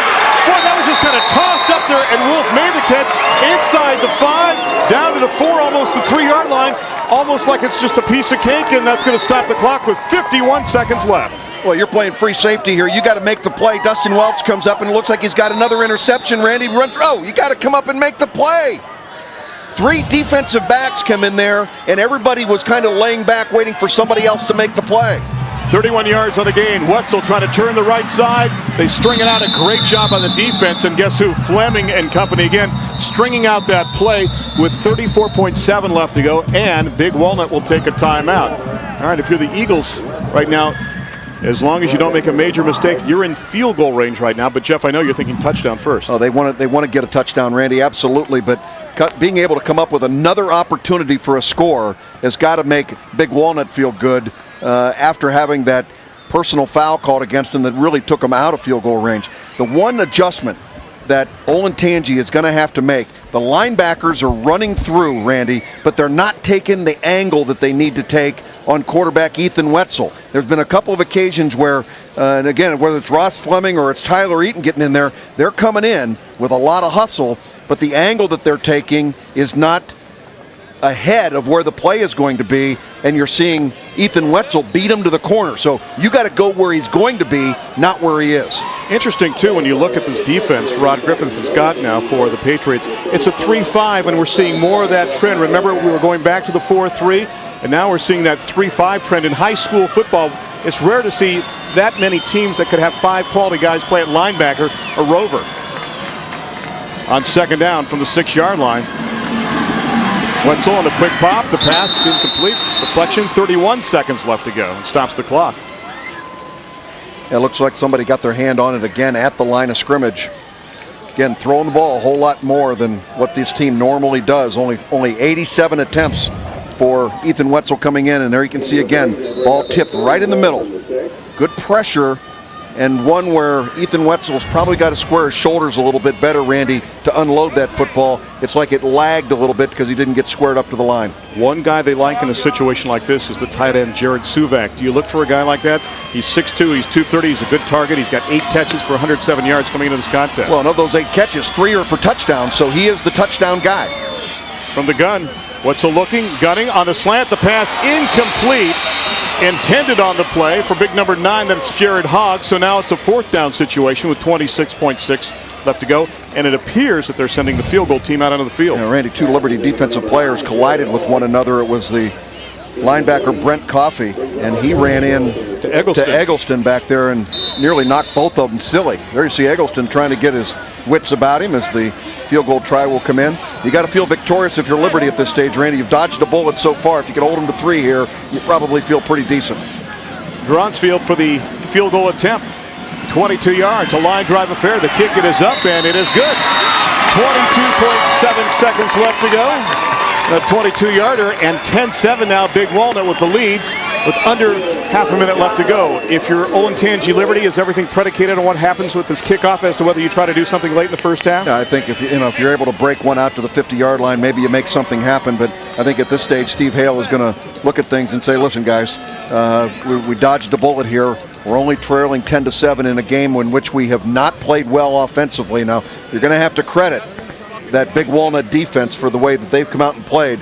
But I can promise you that offensive side of the ball has got to feel that they've got to do a better job on their offensive line, and they've got to give Ryan Seipert a little bit more time, Randy. It's not his fault. He just hasn't had much time back there, and from an accuracy standpoint, he probably would tell himself that he's got to be a little bit better throwing the ball. And don't forget, Big Walnut deferred, so they will have the option. They'll probably take the ball to start the second half. And by the way, coming up at halftime, don't forget CSN your home for the high school bands, too. We feature the complete halftime shows of both high school marching bands. The reviews have been tremendous. All we do is show you the best bands in Central Ohio. It's all thanks to the great band programs and their dedication. As we say so many times, there are as many people that participate in the band program, sometimes even more than the football programs. It is our honor here at Columbus Sports Network to bring you the complete halftime shows for Olentangy Liberty under Travis Hicks, and also for Big Walnut under the leadership of Craig Porter. That and more. We'll take a look at the stats from the first half and highlights as well. Now, if you're Big Walnut, you kick it deep here. Absolutely. Absolutely. Stick with your game plan. Go ahead and knock the ball as deep as you can. It's Zeep time. Josh looking for a little corner kick action here. Mr. Soccer kicks it along the ground. Scooches it inside the 10. It's going to dribble out of bounds just barely with 18.7 left to go, and see what Cypriot and company opt to do. They'll take this field position. That's one thing Scott Wetzel said too. Remember about the kickoffs. They look to go for those angular kicks to try to keep it away from people, and also to use that sideline as a 12th man so many times. There's a little special teams work going on. Never seen a football coach stop coaching. I mean, it doesn't matter whether you're up, whether you're down, whether there's time left on the clock or not. The real good football coaches generally are in the face of somebody trying to coach them up a little bit. I'm not sure. What, Randy, any idea why they're putting it on the 9-yard line? Unless the ball was touched inside the 10-yard line. Otherwise, the ball should not be started right there unless somebody for Liberty touched that ball. If that's the case, then Cypriot will probably just take a knee and end the first half. And that's the scenario. Well, maybe on the squib kick, somebody did catch it going down, or the officials ruled it was the case. No argument coming from the Liberty side. And Randy, in a half of play here, they've already scored more points than they did in both games in the last 2 years. One ending 3-0, another game ending 7-0, and now we've got a 10-7 ball game. So this is plenty of offense. So 10-7 the tally here at the break. Big Walnut, the home team, on top. They are 7-0 on the season. 6-1 the mark for Olentangy Liberty as we're in week number 8. OCC Capital played both teams on top in the league at 2-0, and we talked about the playoff ramifications as well too. So much on the line when you get to this point of the season. Remember, the top 8 in your region make the postseason, and the top 4 teams get to host in the first week. Then after that, it's at a neutral site. So much on the line when it comes to playing in the last 3 weeks of the regular season. Go down to the sidelines, and Gary Berry with a special guest. I'm down here with head coach Steve Hale. Coach, you want to eliminate the turnover, eliminate the big play.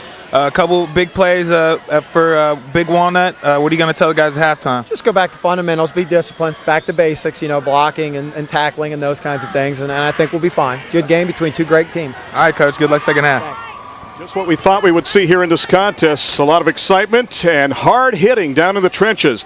10-7, the count at the break as Big Walnut leads by 3. This is the high school football game of the week on Columbus Sports Network. We are local sports now. This is the Olentangy Liberty High School Marching Band under Travis Hicks in his 5th year. 98 on the field. The assistant band directors are Craig Dunn, Jennifer Hicks, Rebecca Wolf, Jeremy Jorgensen, Ted Smith, Daniel Lewis, Bruce Carlson, and David Wolf. The field commander is Catlago Monticelli. Their halftime show is entitled, Do Not Go Gentle Into That Good Night. Performing 2 numbers tonight for the Olentangy Liberty High School Marching Band. They are Allegra and Finale. Now the band will be going to Kettering Fairmont this weekend and to Bloom Carroll on Saturday, October the 20th, to perform at various competitions. Again, Travis Hicks in year number 5 running this program. The school has only been around, if you're wondering, for 5 seasons. Here again now is the Olentangy Liberty High School Marching Band and Allegra.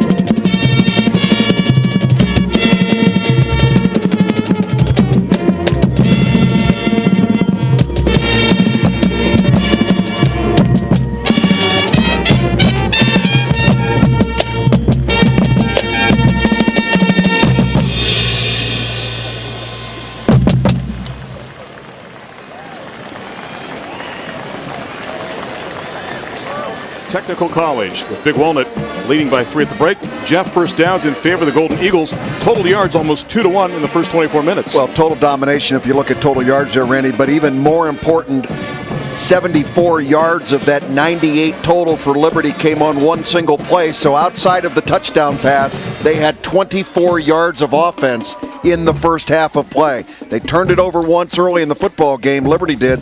I would say at this stage they're probably fortunate to be trailing only 10-7. Each team with a touchdown in the first half, and we'll gaze upon those. All the action took place in the second quarter from the scoring standpoint.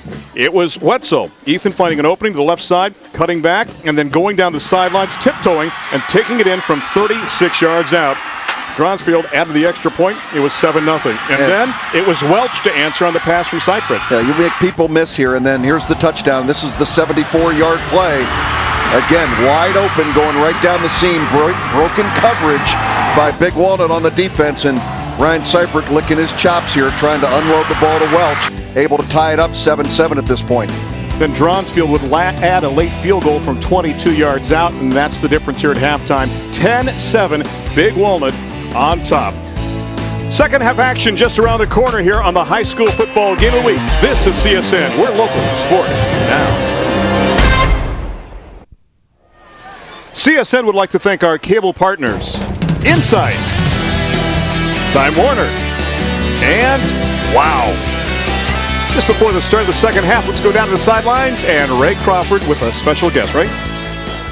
We got to pick up our play on the offense. I think our defense is playing a great game. We gave up one play, that killed us. We had a misassignment in the secondary, but offensively we got to control the ball a little bit more. And their offense is like a ticking time bomb. So the more that we can keep their offense off the field, the better off we're going to be. You mentioned your defense forcing a lot of 3-and-long situations. Of course, just giving up that one touchdown. How pleased are you with their performance? Well, like I said, we should be in have a goose egg on them, and we gave up 7 points, which we can't do that anymore. We got to shut them down right here. Like I said, they're a very dangerous team. All right, Coach, thanks and best of luck. Thank you. Randy? Ray, thank you very much. Scott Wetzel joining him here at halftime. You take a look at the offensive comparison tonight. Olentangy Liberty, 23 plays, 98 yards, 74 in the touchdown pass to Welch. Big Walnut, 35 plays, 177 yards.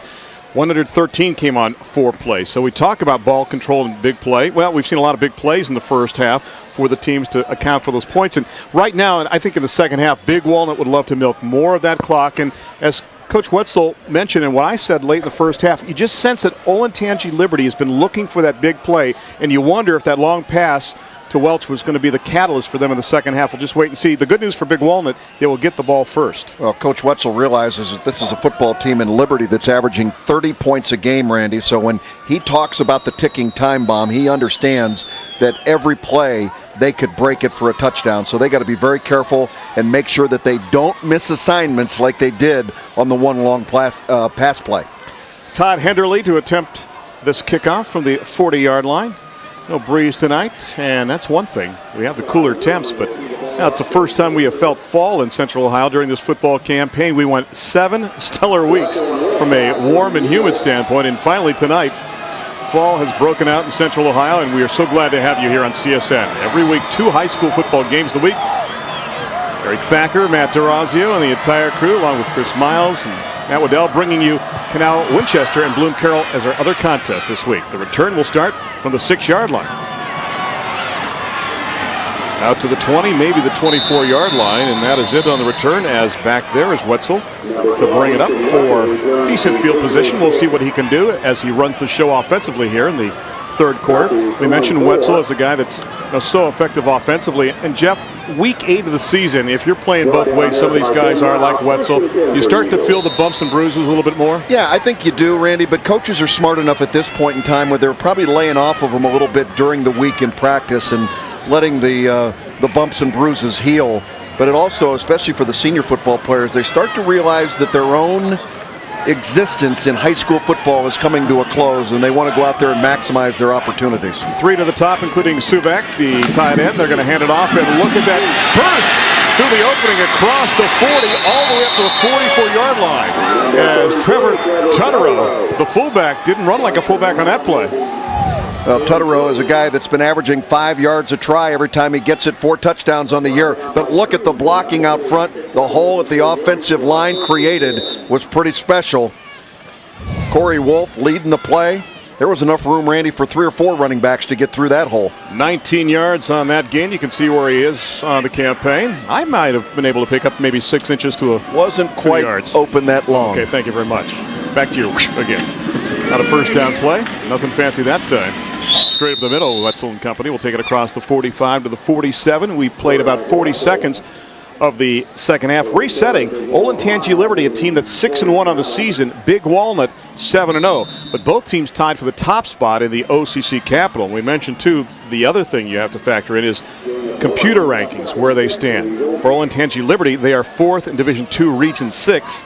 Currently, they're on the smaller side, by the way, of D2. And on the other end, you've got Big Walnut currently 2nd in Division III, Region 10. Top 4 teams get to host. Top 8 in the region make the playoffs. Wetzel, again, tough pass, and nearly caught and nearly picked off. And again, Wetzel rolling that way, and Jeffy was actually moving backwards as he threw the football. Yeah, Randy, that's a couple times where he really didn't get his shoulder squared back to the line of scrimmage, where he's able to deliver the ball with authority. And quite frankly, this ball should have been intercepted. You see his shoulders are wide open when he throws the ball. And once again, Dustin Welch, for about the 3rd time tonight, has been able to get his hand on the football. And Welch came in with 2 picks. He actually returned one 76 yards earlier this season. This guy's a good young man. Heck of a guy. 108 return yards on those 2 picks that I talked about just a moment ago. And he played wide receiver last year, also as a wideout this season as well on the 3rd down play. Wetzel will keep. Wetzel will fight and get it inside the 47 to the 46, and should be enough for the first down by about a yard with 10:41 left to go, 3rd quarter. Well, you can see him come up a little slow from that, but just the pops and everything, and you're playing in week number 8, and some of the adrenaline kicks in. Take a look and listen. Yeah, good play out there. Linebackers are making tackles, Randy, but they're making tackles downfield. That means, again, that offensive line is doing a pretty good job of blowing out that front 3 of Mike Hildy, Damon Capretta, and Logan Taale. Well, they can messenger or signal the plays. That time they went with the signaling of the play into Wetzel and company with 10:20 left to go. But he may option it to Wolf, but he keeps it himself and picks up maybe a half yard, and that is it. Good pursuit by that defense. Fleming was there, but leading the way also on the play was big number 42 to help make the hit, and that was Damian Capretta, the nose guard, who stayed at home. Remember the end of the first half, I talked about making sure that linebackers take good angles on running backs and quarterbacks as they're going out there trying to break contain. That time, a nice improvement by Ross Fleming. There's Damian Capretta, who's the nose guard, but a good angle taken by the middle linebacker to come up and make the play.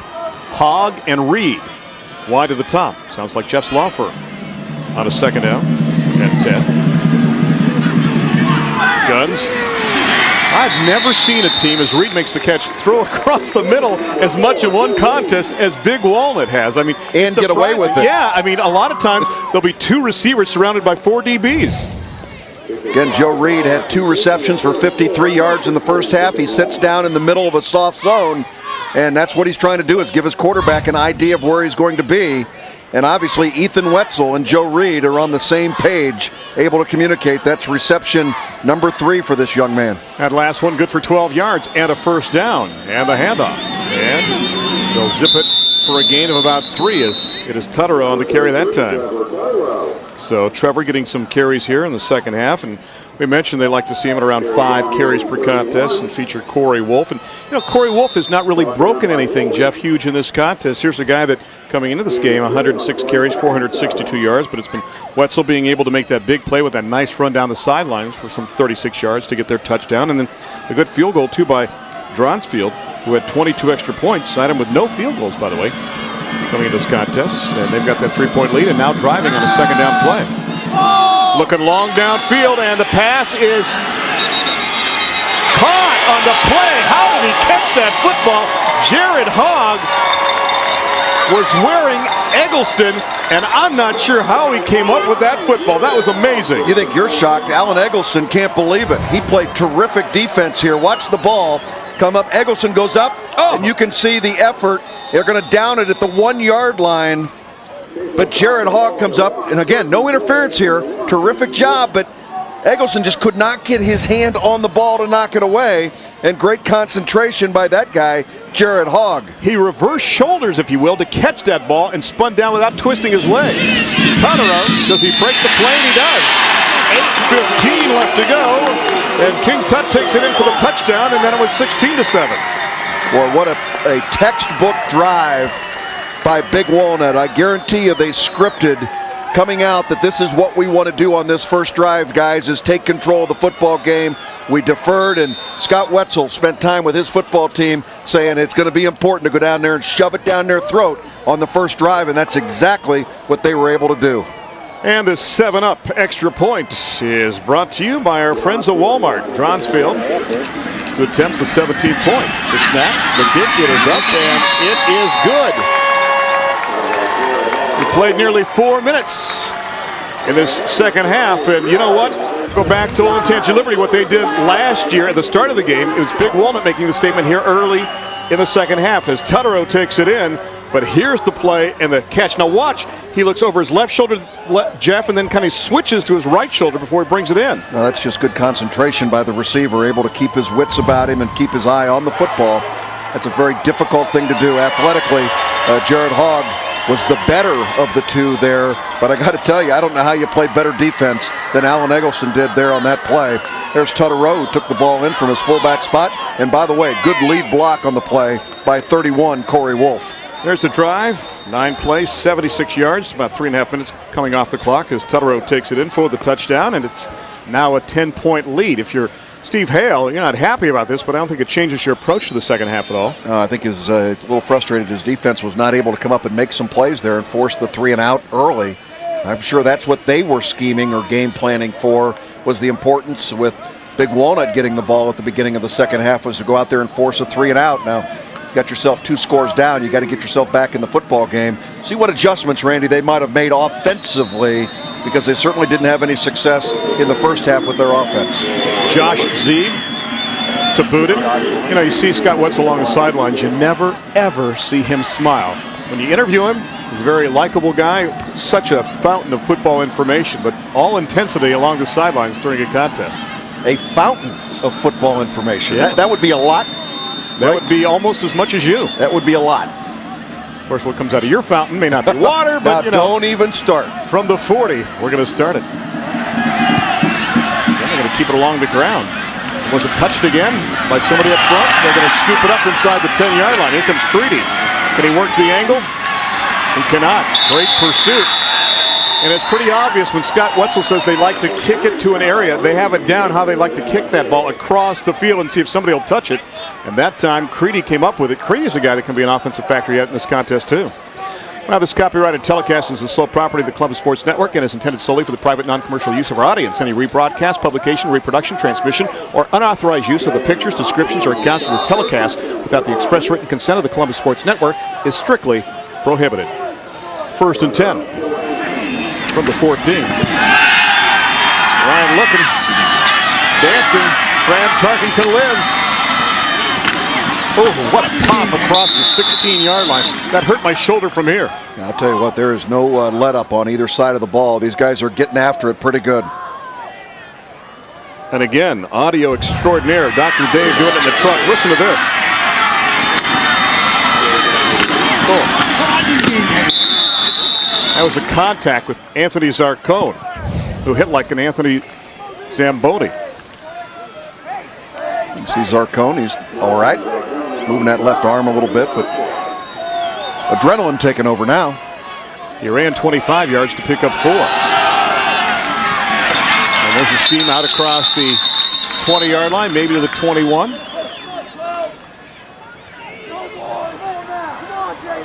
So we'll see what happens now in this third down play as Eggleston and company need to pick up another about 4 yards to move the sticks. Just running the tailback off tackle, trying to get Eggleston there, and you can see, again, the quarterback playing the rover back. Ethan Wetzel did a nice job of shedding the block, turning it back inside, and then making the tackle. Good execution. 2 wide to the bottom, 1 to the top, and Seifert looking to left on the quick out, has his man, and the pass is complete out to the 27-yard line. It goes to Trevor Vanskoy, and here's a guy that's really been effective too. 21 catches, 300 yards coming into this contest. Well, we talked about how important these games are in the last few weeks because at this point you kind of know where you stand. As you look at the computer points, you can see where the top 4 teams are going to host. Now, the top 8 make the postseason at the end of 10 weeks. So Grafton Midview right now would be the cutoff point for making the playoffs. Kent Ridge down there in Division 3, Region 10. You can see Big Walnut looking pretty good. With a win here, they could almost ice home field, you would think. But don't tell that to Scott Wetzel as they keep it on the ground. And the Patriots will pick up maybe a yard on the play, and that's about it. Big third down conversion that time for the Liberty Patriots. That's the first completion that Ryan Seifert was able to make in this football game, with the exception of the long pass downfield, Randy. And you got to make sure that you be effective. You're going to have to throw the ball a little bit more in the second half.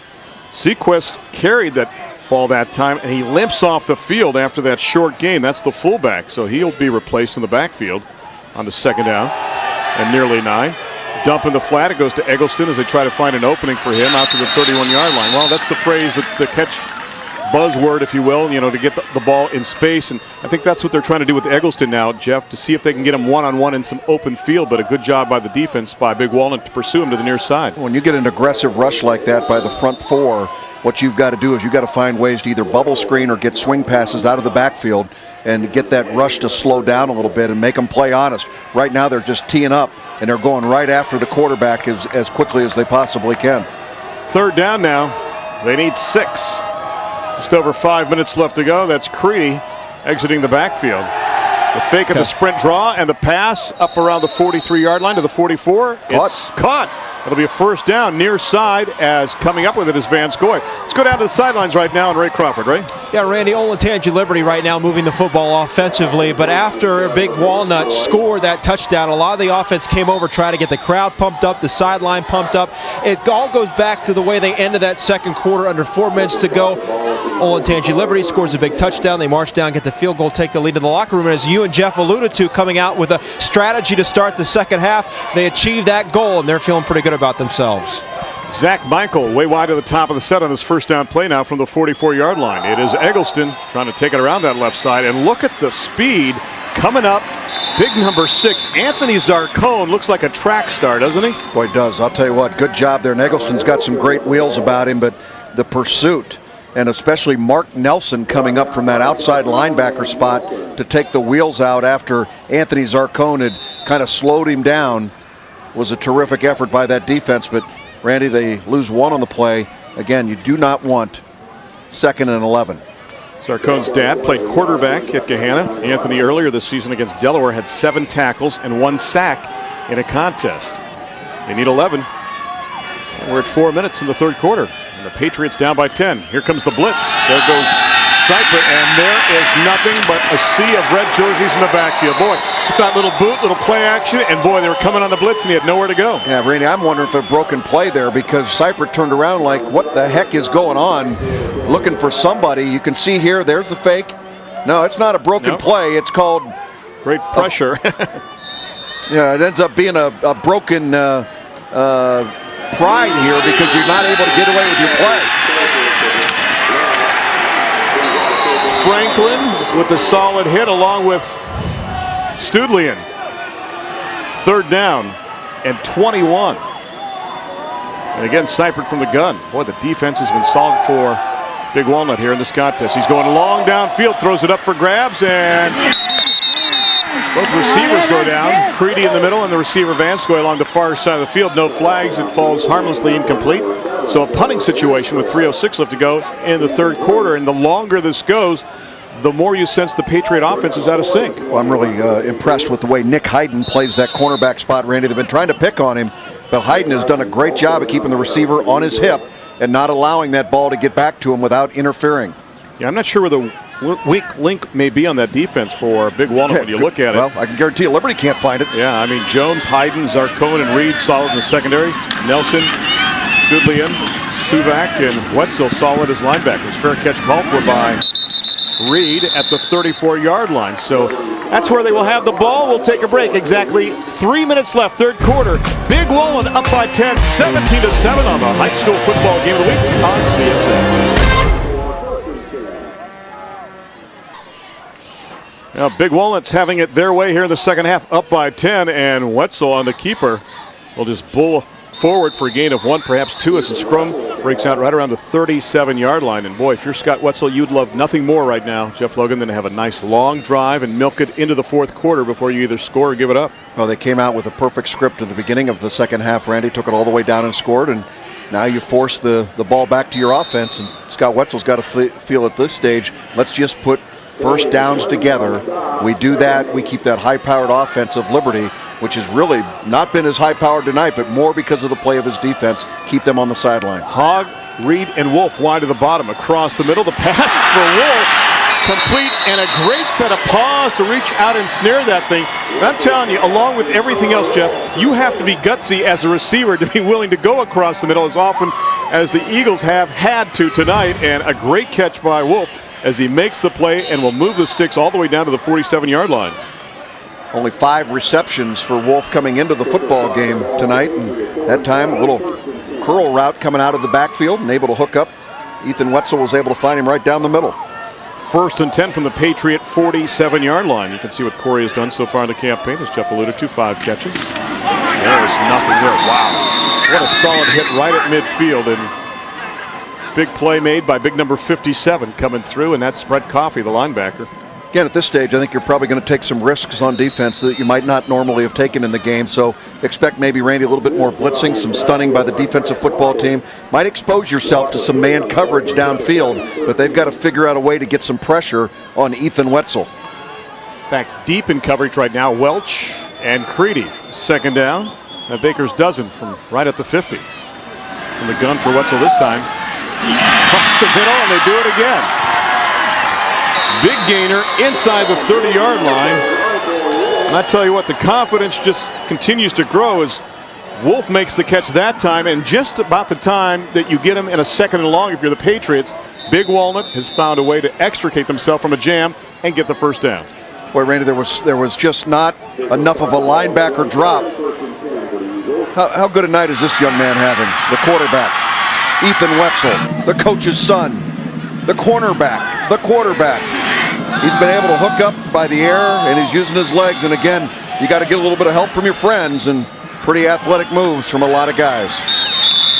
Around the 28-yard line, they keep it on the ground as Wolf will get it down to the 25, picks up about 3 on the play. It'll be second down, and let's make it 8, actually, a gain of only 2 down to the 25-yard line as we're under a minute left to go. And boy, if you're Big Walnut, maybe one more run on the ground, end the quarter, have a chance to talk to your head coach, and then get that fiery speech. And if you're Steve Hale, the one thing you want to do now is hold. Take a look at the numbers so far on Wetzel so far in the evening, approaching 200 yards as a passer, about 260 yards in total offense. That's a lateral. It goes out to Wolf. Goes inside the 20, down to the 18, maybe the 17, near the sticks with 15 seconds left to go. And that will do it for the third quarter of play. Well, it's a happy group here in Sunbury as Big Walnut up by 10, 17-7 after 3 quarters. Time to put on that shoe and We'll see if the glass slipper fits. But heck, remember, they're number 2 in the state Division III. That's the story of this contest. Big Walnut strong in the middle periods, and now to start the fourth quarter, looking long for Reed. Jump ball in the corner, and he's got the pause, and he makes the catch. Boy, Jeff, you talk about him being a great athlete. He showed it right there as Reed makes the catch and adds 6 more to the board, and now it's 23-7. Well, Liberty doesn't have an answer for it right now. They've got their best athlete, Eggleston, out there trying to do the best job that he can, but this is a young man that got started tonight making an interception early in the game, and he's done nothing but play spectacularly the rest of the way. And how about the throw by Ethan Wetzel? Can you do it any better than that? My goodness, what a terrific effort by that young man right there, Joe Reed. This 7-up extra point brought to you by Walmart. Look at the shoes, too, by Dronsfield. Did you see those? Oh, bounced it off the upright. Merry Christmas. The crossbar. Look at those Dayglow colored shoes that he's wearing. I mean, those are something special. I'd like a pair of those. Be big at CSN wearing those. We wouldn't need to light the hallways anymore. It's now 24-7. Look at those. Oh my goodness. You look good in those, Jeff. Yeah, I'm not sure where you go to get those. And you don't want to find out either. I don't know. I'm wondering. He must have stolen those right out of Gary Berry's closet. I think Gary's barefooted on the other side of the field. My goodness. All right, it's 24-7 right now, and if you're Liberty, you've got so much work to do, but obviously one drive at a time right now if you're Steve Hale. But boy, that offensive juggernaut of Big Walnut seems to be picking up speed here in the second half. You know, the irony is I was looking at some of the numbers, and I'll tell you about Big Walnut. It's really amazing. 2 years ago at this time, they were averaging 313 yards per game. This year, they're averaging 313 yards per game, and right now, they're probably at around 320 yards per contest. Yeah, I want to remind you the fourth quarter of this game is brought to you by the National Scouting Report, professional guidance for your student athlete as they explore the next level. Check them out on the internet at nsr-inc.com. It's Terry Mallory and the gang for their great support. And now it's a 17-point game. They're digging it here, and they're still sans shirts along the near side of the field. Olentangy Liberty finding themselves in a position they're not comfortable with. This is unknown territory for them. Only one loss on the season, and it came in double overtime in week number 3 against a Division I football team that only has one loss on its schedule, and that's Gahanna-Lincoln. Liberty has scored 24 points or more, Jeff, in every game so far this year. They've won their last 19 games when they hold their opponents to 20 points or less. That's not the case tonight, as they've given up 24. Steve with the honors. Again, the angular kick, and Eggleston has it at the 9. To the 20, to the short side, up to the 26, maybe the 27-yard line as he's knocked down right there. A hit made on the play by number 25, Patrick Doherty, one of the backup running backs. And Eggleston will stay on the field, and right now they'll see if they can solve that defense. As you take a look at the total number of plays, plus 19. The Golden Eagles, talk about flying high, and total yardage, nearly a 3-1 margin in that category. Again, Randy, you take away one play, which was 74 yards, and all of a sudden you're looking at less than 50 yards of total offense on every other play there, with the exception of one. Vanskoy is wide to the bottom of the set. He's got single coverage down here from Hyden. From that gun, Eggleston going to hand it off, and he'll get it up to the 29-yard line. Seifert with that delay on the handoff there, almost the wraparound type thing, and Eggleston will get it up to the 29, so a short gain on the play. They'll pick up about 2. It'll be 2nd down and 8, and the clock right now, the ally of that team, the totally red uniforms. This is a critical drive, obviously, for Liberty, Randy. 11 minutes to go here, 11:24. You've got to make sure you get something out of this drive. You've got to get some confidence back on your offensive football team. You know, they come in averaging 30 points a game, Randy. They know they can get it done, but they've got to not make mistakes here on this drive. Welch is wide at the top of the set. Seifert from the gun. Time now rolling, looking, gunning, and a pass incomplete. Had his man, and John Merlina lost it in his paws at around the 44-yard line.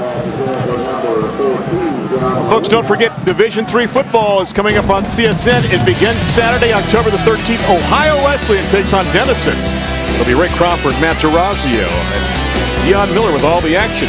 Then on the 20th, it's Otterbein against Capital, and on the 27th, Mount Union at Capitol. Check your local listings for game times. Yours truly, Matt Tarasio, working on the last 2 contests. We bring you the best of the NCAC and the OAC D3 college football here on CSN. Third down. Cypher on a hop. Gets it. Salvages something he hopes, and he has a man wide open. It is Creedy with the angle to the 30, to the 20. Jeff, did the DBs come up or something once they saw the bad snap, or was there just an opening again like there was in the past to Welch? I think it was a breakdown in the secondary, but again, I think the coaches, at least on the Big Walnut side, are wondering if the ball was actually caught or if it hit the ground first. We're going to look real closely on the replay. Cypher making something happen. Now let's see if the receiver's able to get there, catch the ball. Oh my goodness, let's take a look at that again. Oh, Randy, I don't know. Well, 2 things. I don't know if he caught it, and B, his knee is down too. So 2 things right there. There's a lob in the corner for Vanskoy. Let's take a look at that one more time. But again, there's 2 factors there. The ball touching the ground, and also his knee is already touching too. Yeah, I mean, knee's down. So even if he caught the ball, he can't advance it. Yeah, I'll tell you what, interesting call. The official was in a bad spot, Randy. He turned his back to the play and wasn't able to make the call. I'm surprised that there wasn't more of a fuss made by the Big Walnut side, but not like it's going to do much good. But I didn't see the challenge flag. Again, at 53. It'll be 2nd down and 10. 10:35 left to go. Is this what the Patriots needed? Cypher fakes the handoff, pressure's on, trying to get away, and look at him. Getting out of that jam. There's a flag down on the play.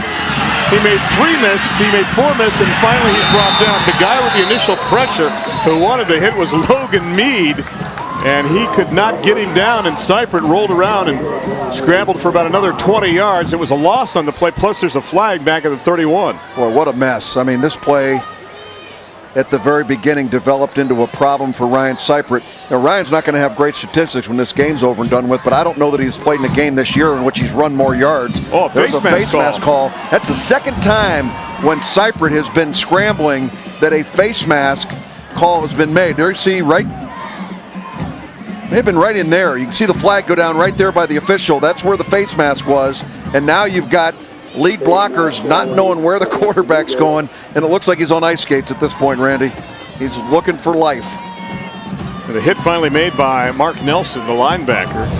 But they'll assess the penalty and mark the ball down to the 20-yard line as Mr. Aramo gets his flag back. And again, we were blocked off, in fact, by the drive started at the 18-yard line. And had there been a penalty, how could it have gone -2? It's from the spot of the infraction. Well, maybe the infraction was so far back. Well, the flag was at the 31-yard line. Here's another flag. They've got the arm motion down, so they want to use it again. Yep, so you got an 11-yard penalty. 10:05 left to go, and we have a dead ball. False start on the offense, so we'll mark it back 5 more.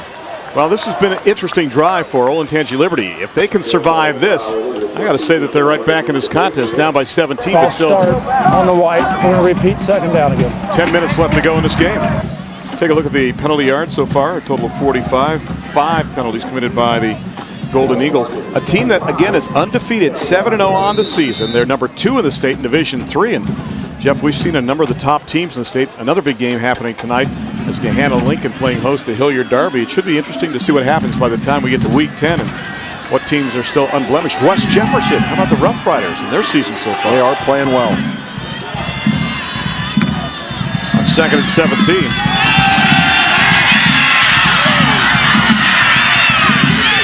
Fakes, tucks, and Cypher out of bounds near the 20-yard line. You know, the one thing you wonder, if you're going to get that much pressure up the middle, do you contemplate a middle screen? Well, you got to do something to get the linebackers from blitzing like crazy, and that's Will Studlian coming in there untouched. Seems like Ryan Cypher, every time he looks up, he's got 50 looking him right in the face. He's seen way too much of that guy. Now, you got to stop him here. You don't know whether he's going to pass or he's going to keep it, and there you see the quarterback being held up along the sideline. I'm not sure that that's held up, but an assist made by one of the ball boys. What a politician you are. Jeff Logan, to vote for him, vote early and often if you're in Chicago. 2 wide to the top, 1 to the bottom on this 3rd down play. Cypher looking for a seam. Here's the dance. It comes before the game ends, and he's got it inside the 20. Jeff, you know, you could go for 3 here, but down by 17, I think you've got to go for it here on 4th down. Boy, they brought in the big Colin Griffiths that's in there, Randy. Here's a kid that's 6'8", 280, 6'6", 280 in the middle. Watch again. Look at the pressure here, and then you run into a bunch of red shirts. And defensive lineman Kelvin Bear a little injured as he comes off the field now for Big Walnut and finally makes it to the sidelines. Big play here, 4th down. They need just about 9. You see the vital stats on Mark Nelson helping to make the hit on the play with 8:58 left to go and ticking. Seifert looking in the corner for Van Scoy, and he can't find the angle. Great coverage on the play, and you know who? Yep. Now you've been talking about Mr. Hyden. You know, Nick Hyden has done a great job. He's been on an island all night. He's got the single coverage most of the time, and it seems like that's where Ryan Seifert wants to go. I'll tell you what, keep knocking on that door. It's not opening up very well. You maybe start looking somewhere else on the field. Watch the adjustment over the shoulders by Van Scoy. Looks right and then left. Yep. You know, that's a hard thing for a receiver, Randy, because he's trying to pull his hands in to catch that football. They refer to it as alligator arms, you know, where your arms are just too short there, but you got to really reach out and try and make the play. This guy knows he dodged a bullet. It's Wolf time, and check please, he's going nowhere.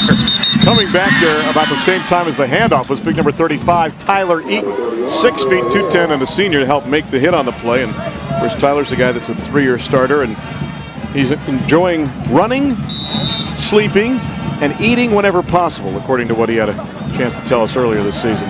But I tell you what, you know, if you're the Patriots, this is a tough loss if you cannot pull it out. But you have to remember that you still have plenty of things to think about. You've got Dublin-Scioto and Franklin Heights in your remaining 2 contests, so a chance to accumulate a lot of points and perhaps still make the top 4. This is Wetzel, and gets it up to around the 19-yard line, and that is it on the play as the clock ticks down to 8 minutes left to go in this contest. Hey, don't miss high school gridiron action Friday, October the 19th. Catch high school game night with Martha Shark and that guy to my right, Jeff Logan, presented by WTDA 103.9 and CSN at 9:30. Then stay tuned at 10 o'clock for CSN's doubleheader featuring the Celtics of Dublin-Jerome, the Wolves of Worthington-Kilbourne, and the Vikings of Northland hosting the Bearcats of Brookhaven. Columbus Sports Network. It is local sports. Now, it's the first time we've done that all night. I'm ready, man. You are? Yeah, just give me the ball, coach. I thought maybe because it was colder we had to wait a little longer for you. Wetzel looking, gunning, and great anticipation on the play. But the pass is complete anyway along the far side of the field as it's grabbed by Jared Hogg. Boy, it looked like the Patriots were trying to make the big play defensively, and instead Hogg comes up with a reception. Take a look. Well, I'll tell you, Ethan Wetzel may not be fundamentally sound when he's moving to his left, and that's not a criticism, that's an observation, but he can execute even though he may not get any style points doing it. I mean, this is a kid who just lets his athleticism take over. A very difficult pass for the right-hander moving to the left side, but this young man's able to get it done, and it sure helps having receivers like Jared Hogg. Hogg in the ball, and that's good news for the Eagles. A first down play, and they're going to just ram it up the middle across the 33 to the 34-yard line. Nice gain on first down, and more importantly right now, it just eats away at the clock as Wolf is on the carry. So we tick down to under 7 minutes left to go in this contest. We talked about those last 2 games for Olentangy Liberty, Jeff, and those are 2 teams that can give you some points. Franklin Heights with a killer schedule in their last 3 weeks, but Dublin-Scioto and Franklin Heights awaiting them. Now for Big Walnut, they have, are you ready, Franklin Heights and New Albany. So I really think the OCC capital of the OCC division is really with the interesting twist in the last 3 weeks of the season. Second down, halfway home, they need 5 more. And they take it right up the gut. Good a late hit that time as we're down to 6:24 left to go. And again, the clock, the ally of Big Walnut. Damian Capretta playing that nose guard position, a little undersized to play that spot at 5'10", 190. Especially a little gimpy. Especially when he lines up beside Mike Hilty, who's 6'4", 230. It kind of makes you look smaller. You know, myself being a little bit diminutive, I make sure that I stay away from the tall people. But Damian Capretta has a very difficult time doing that when you got yourself playing nose guard in there with all those big old hog mollies. You can hang with me anytime. Third down. Not that I'm big. Wetzel gunning. Guess who? Shuvac to tie it in. Across the 40 up to the 44. And right now, Jeff, it's an offensive clinic. And we didn't see this early on from Big Walnut, but you score a touchdown, the confidence rolls, and now you see a team that's looking to add to a 17-point lead. Down to the sidelines and Ray Crawford, right? Yeah, Randy, thanks very much. You know, I talked to Joe Reed's dad before the game tonight, and should be no surprise how good Joe Reed is on the football. He says his biggest advantage, his great hands and his ability to be around the football all the time. We've seen both of those tonight. One disadvantage or thing he needs to work on is his speed, but he has been getting some recruiting letters from Purdue and Indiana and Connecticut, among others. And it should be no surprise he loves the game. He used to ride his dad's shoulders when he was a coach of Pop Warner football back when he was a kid. Great insight, Ray. Thank you very much. And the handoff, we're going to keep it on the ground, and Tutterow has it and gets it up to the 49-yard line. Second down and 5-12. The sands for the hourglass continue to dwindle away for the Patriots, almost sensing they may need a timeout pretty soon. In fact, we're going to have a timeout taken. Is it officials' timeout? Yep. Because of an injury on the field, it is Jared Suvak, the tight end, who's going to limp off. Had that knee injury earlier in this contest. So they'll take a break. The clock reading 5:04 left to go. Big Walnut in control, 24-7 on CSN Local Sports Now. Big Walnut cruising up by 17, just over 5 minutes left to go. They've got a second down and 5 now from their own 49. I'm Randy Reinhardt alongside Jeff Logan with Ray Crawford and Gary Berry and the entire CSN team. Our producer tonight, as always, Jimmy Ray Jr. Thanks to everybody in the truck for their efforts each and every week, and they hand it off and just keep it on the ground, Jeff. Nothing fancy here. Third down and about 3. Are you going to put it up again, or are you just going to run it one more time? Well, he's going to keep trying to make first downs, and every time I think he's going to get conservative, he throws the football. Ethan Wetzel tonight, Randy, 16 out of 21 for 230 yards passing.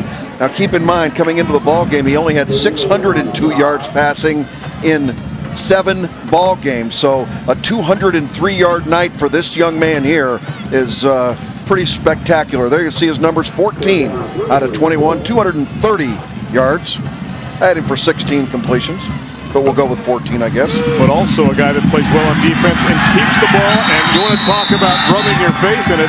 A quarterback sneak to pick up 3 yards and actually got more than that inside the 40 down to the 39 and has the first down. And that's going to put the lights on a dimmer now with under 4 minutes left to go. And you know what? You got to look at a guy like Ethan Wetzel perhaps as one of your leading candidates as a CSN player of the game for Big Walnut. But take a look at the end of this play. Does he come up a little lame? Bunch of pushing and shoving going on, and he got kicked in the head for one thing by one of his own teammates, and also hurt his hand a little bit as well. Hey, they all hurt at this stage, boys. Suck it up. Let's go. Jeff always just makes me rub dirt on it. And it's Wolf inside the 36 to the 35. Corey, we talked about him as the featured back, but really they haven't had to go to him that often. And also he hasn't been able to break anything, but hats off to Hogg and the great plays he's been able to make. And there's Suvak being attended to on the training table. But, Hogg's made some good plays. Reed has been there. Wetzel has been there. The defense as a unit has been solid, especially the secondary. And when you factor all those things in, you're looking at a Big Walnut team that is cruising right now, up by 17 points in a game that we thought would be a lot closer. Yep. Looks like they're working on the same left knee that Jared Suvak stretched or twisted early in the football game. Officials timeout down on the field. As Mr. Fleming's going to have to check off the field. Could be an equipment problem or could be some blood on a jersey or something, Randy. One of the two things, and he will exit stage left. That young man has had an active night. Speaking of Fleming, Ross Fleming, the middle linebacker, and Gary Berry's got an update. Gary? Jersey, he just has a little blood on his jersey. They're going to get that cleaned off and get him right back in the game. Randy? Thank you, GB. Mark the ball at the 36-yard line as they pick up 3 on that first down play, and there's the clock just dwindling away. If you're a Patriot fan, if you're a Golden Eagle fan, it can't happen fast enough. It's Tutterow, and he's down to the 30-yard line. And again, a perfect scenario if you're Big Walnut. Now you've got a third down and short, a chance one more time, Jeff, to hand it off. In essence, too, it's probably 4-down territory. They'll just keep the ball here if they don't get it on third down and try to ram it home on fourth down and continue to move that clock down to just about 2:15 left to go here in this fourth quarter in week number 8, and a chance for Big Walnut to go 8-0 on the season. As you take a look at part of the Zanies here tonight, good luck with the frostbite conditions after this contest. Last year, this team was 10-3, 4-1 in the league. They beat Napoleon and St. Mary's Memorial in the playoffs, then lost to Kettering Alter by a count of 28-0. Oh, look at that bounce by Tutterow. Tutterow got inside the 30 near the sticks and very close to the first down. Kind of shades of Jeff Walsh last week, the Sales, who went into that scrum and came out and some 30 yards later had a touchdown for DeSales with 6.1 seconds left to go in their win over Watterson. Ross Fleming checking back into the ball game. Still got the 53 on, so they were able to clean up the blood on the jersey. I was going to say that young man has had a very active night. Clearly, in my mind, a kid that could play at the Division I level. You mentioned he's been offered by the Air Force Academy. You can certainly go to worse places, but been very impressed with the way this young man has played tonight against a team that's got some pretty good weapons. 4th and inches. Wetzel. Nope, I don't think so, unless... Oh, the interesting timing with the whistle there. I'm not sure. As looked like Wetzel and the whistle kind of collide once he had momentum after he went outside. We've got a player for Olentangy Liberty slow to his feet. Looks like Capretta coming up, yep. And he's fine. But they are going to hold on 4th down, Randy, and all elementary at this stage with 1:08 to go. 24-7, total domination by the Big Walnut Golden Eagles tonight over the Liberty Patriots. Patriots take care of business, though, in the last couple of weeks of the season, Randy. They're a playoff team. They're just not going to host one, but they will be a playoff team. Yeah, we'll see. I mean, there's still the chance they could pick up enough points with Dublin Scioto and Franklin Heights. You just never know what's going to happen with your opponents. So much is based on what you do, but also what your opponents throughout the season do in their winning contests of the campaign. Cypriot, he stands more than a disco dancer tonight and finds his man across the middle. Across the 45-yard line, good switch of the arms and across midfield and whipped down after the catch is Dustin Welch, who caught that one for more than 70 yards for their lone tally so far in this contest with 56.5 left on the clock.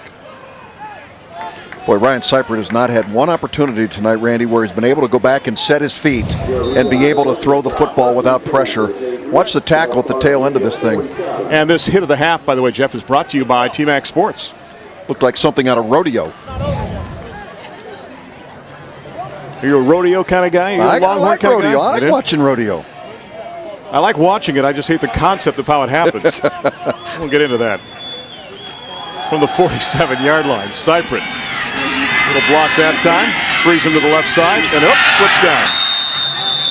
Thought about it, and then when he tried to plant near side, just went down the clock with 43 seconds and ticking right now. Let's see how rapidly Olentangy Liberty gets to the line of scrimmage. Never say die on this team. Frustrating loss for Steve Hale and his football team. Last year they were 8-3, Jeff. They lost 3 games by a total of 13 points. Remember, the school's only been around for 5 years. Cypriot will dance and he won't get away. Back inside the 40-yard line, and unless they hurry to the line of scrimmage, that'll probably do it for the Patriots here. What a gutsy performance by Ryan Cypriot tonight as he's tried to make things happen, but that defense from Big Walnut has slammed the door except for one play. Quickly to the line they come. 5 ticks left to go. Well, I give them a lot of credit. There can't be much gas left in the tank, but they're out there trying. And he gets sacked. That's the way it ends. As he gets hit by Shane Hubbard, as Coach Wetzel a happy camper. He is happy. That's his smile right now as his team wins 24-7, as we'll check out now what we call our Shawnee State play of the contest. And there's so many different plays you could choose, but take a look at this run one more time by Wetzel, Jeff, as he came near side and tiptoed 36 yards for the score. A lot of people had chances, Randy, but that at the time was certainly without question a big play. So Big Walnut still perfect now in 8 contests as they go to 8-0 on the season. Olentangy Liberty is going to think we're a jinx. They're 6-2 and we covered both of the losses here, but they play quality opponents. Their losses to Gahanna Lincoln and also now to Big Walnut. Time now to check out our CSN players of the contest here in week number 8. And first of all, for the visitors from Olentangy Liberty, Ryan Cypriot. Boy, Jeff, he never said die. Well, he's got a lot of effort. And Randy, this kid's got great guts and never quits competing. And I think he ran a half marathon tonight just trying to evade the rush by the Big Walnut defense. I also have to give a nod to Ross Fleming, too, with his outstanding performance on defense. Tyler Eaton played extremely well in this game as well. Meanwhile, the CSN player of the game for Big Walnut, I think we'll go with Ethan Wetzel with his performance. Wetzel's a guy that had outstanding numbers, 230 yards passing, Jeff, and also 78 yards on the ground as well, so that's over 300 yards in total offense. Yeah, this is a guy that was an impact player. We knew that he was going to put up numbers on offense, Randy, but the other thing that doesn't show in those stats is how well he played on the defensive side as well. And Joe Reed also I think it's a nod, too, for his outstanding performance. Down to the field, Ray Crawford standing by with head coach Scott Wetzel. Ray? Randy, yes, as the students rush the field here, on the field here with Coach Wetzel. Coach, a huge win for you. You said coming out at the start of the second half you wanted more from your offense, and you got it. Yeah, I thought we really responded. Our offensive line really didn't play very good in the first half, and we kind of challenged them at halftime, and I thought they came out and played a great second half against a good football team. You guys are now 8-0. Is this one a little bit more special, have meaning for this program and this team? But definitely, like I said, they've had our number. They've beat us 3 years in a row, and it's a big win for us. And like I said, I think anytime you beat a team that's as well coached and disciplined as Olentangy Liberty, it's a great win. What seemed to be the turning point in your mind tonight? I thought our defense played an outstanding game. I mean, we had a missed assignment in our secondary that gave up one score, but other than that, I thought our defense played an outstanding game tonight. Coach, congratulations. Thanks. Randy? Stellar numbers, too, when you look at it. 114-42, the mark for Scott Wetzel as the head coach. During his 10 years, they have been outstanding at Big Walnut here in Sunbury. They get the victory, 24-7. We'll wrap it up in moments here on CSN. We are local sports now. Bell ringing time in Sunbury as Big Walnut gets the victory in week number 8, getting by Olentangy Liberty by the count of 24-7. Welcome back to the high school football game of the week on CSN. Randy Reinhardt alongside Jeff Logan. And boy, I tell you what, from the second quarter on, Big Walnut really took it up a notch. Yeah, Randy, I'll tell you, total domination. I thought this would be a close football game, but I didn't think that Big Walnut would be able to really physically take over the entire offense of Olentangy Liberty. I mean, my goodness, the defense was stifling. The numbers show it, and certainly the scoreboard shows it as well. And after the defense was strong, then the offense took over in the second half as well, too. Let's look at those stats right now, and your final game stats brought to you by Applebee's. And you look at the final numbers so far in this contest, 376 to 171, just one turnover, but the rushing yards, look at that, 146 to a net of 0 for the Patriots. Yeah, a lot of quarterback sacks, a lot of scrambles by Ryan Seifert. His night was miserable, and if you take a look at the 171 total yards, Randy, I think you got to keep in mind that 74 of those came on one play,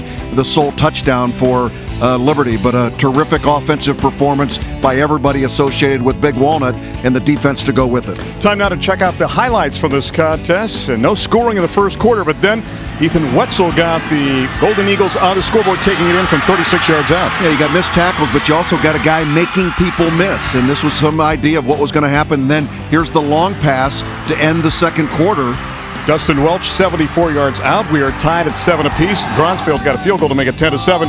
Then the long throw downfield for Hogg, and no one knew he had the ball till the end. And then Tutterow takes it in for the touchdown to pad the cushion to 17-7. Then Reed with the need from 18 yards out.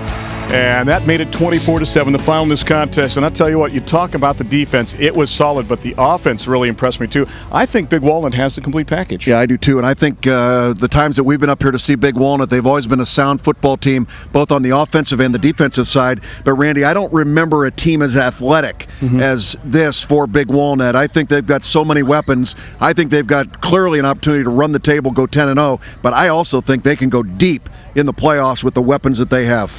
If you're the Patriots of Steve Hale, plenty to be happy about, but a lot to work on, and 2 big games in the last 2 weeks. This team has a realistic chance of making the playoffs and maybe even hosting something in week number 11. Well, and the key to that will be win in week number 9. You travel to Scioto if you're talking about Liberty, and then you've got Franklin Heights after that. So, Randy, if Liberty takes care of business, they're going to be just fine. Fall arrived here finally in Central Ohio, and no fall for Big Walnut. They stay unblemished, 8-0, number 2 in the state, and maybe better than that. We'll find out. A great game here in week number 8 for Jeff Logan and for Ray Crawford and for Gary Berry, the entire CSN team. I'm Randy Reinhardt. Thanks for watching us here on CSN Columbus Sports Network. We are local sports now.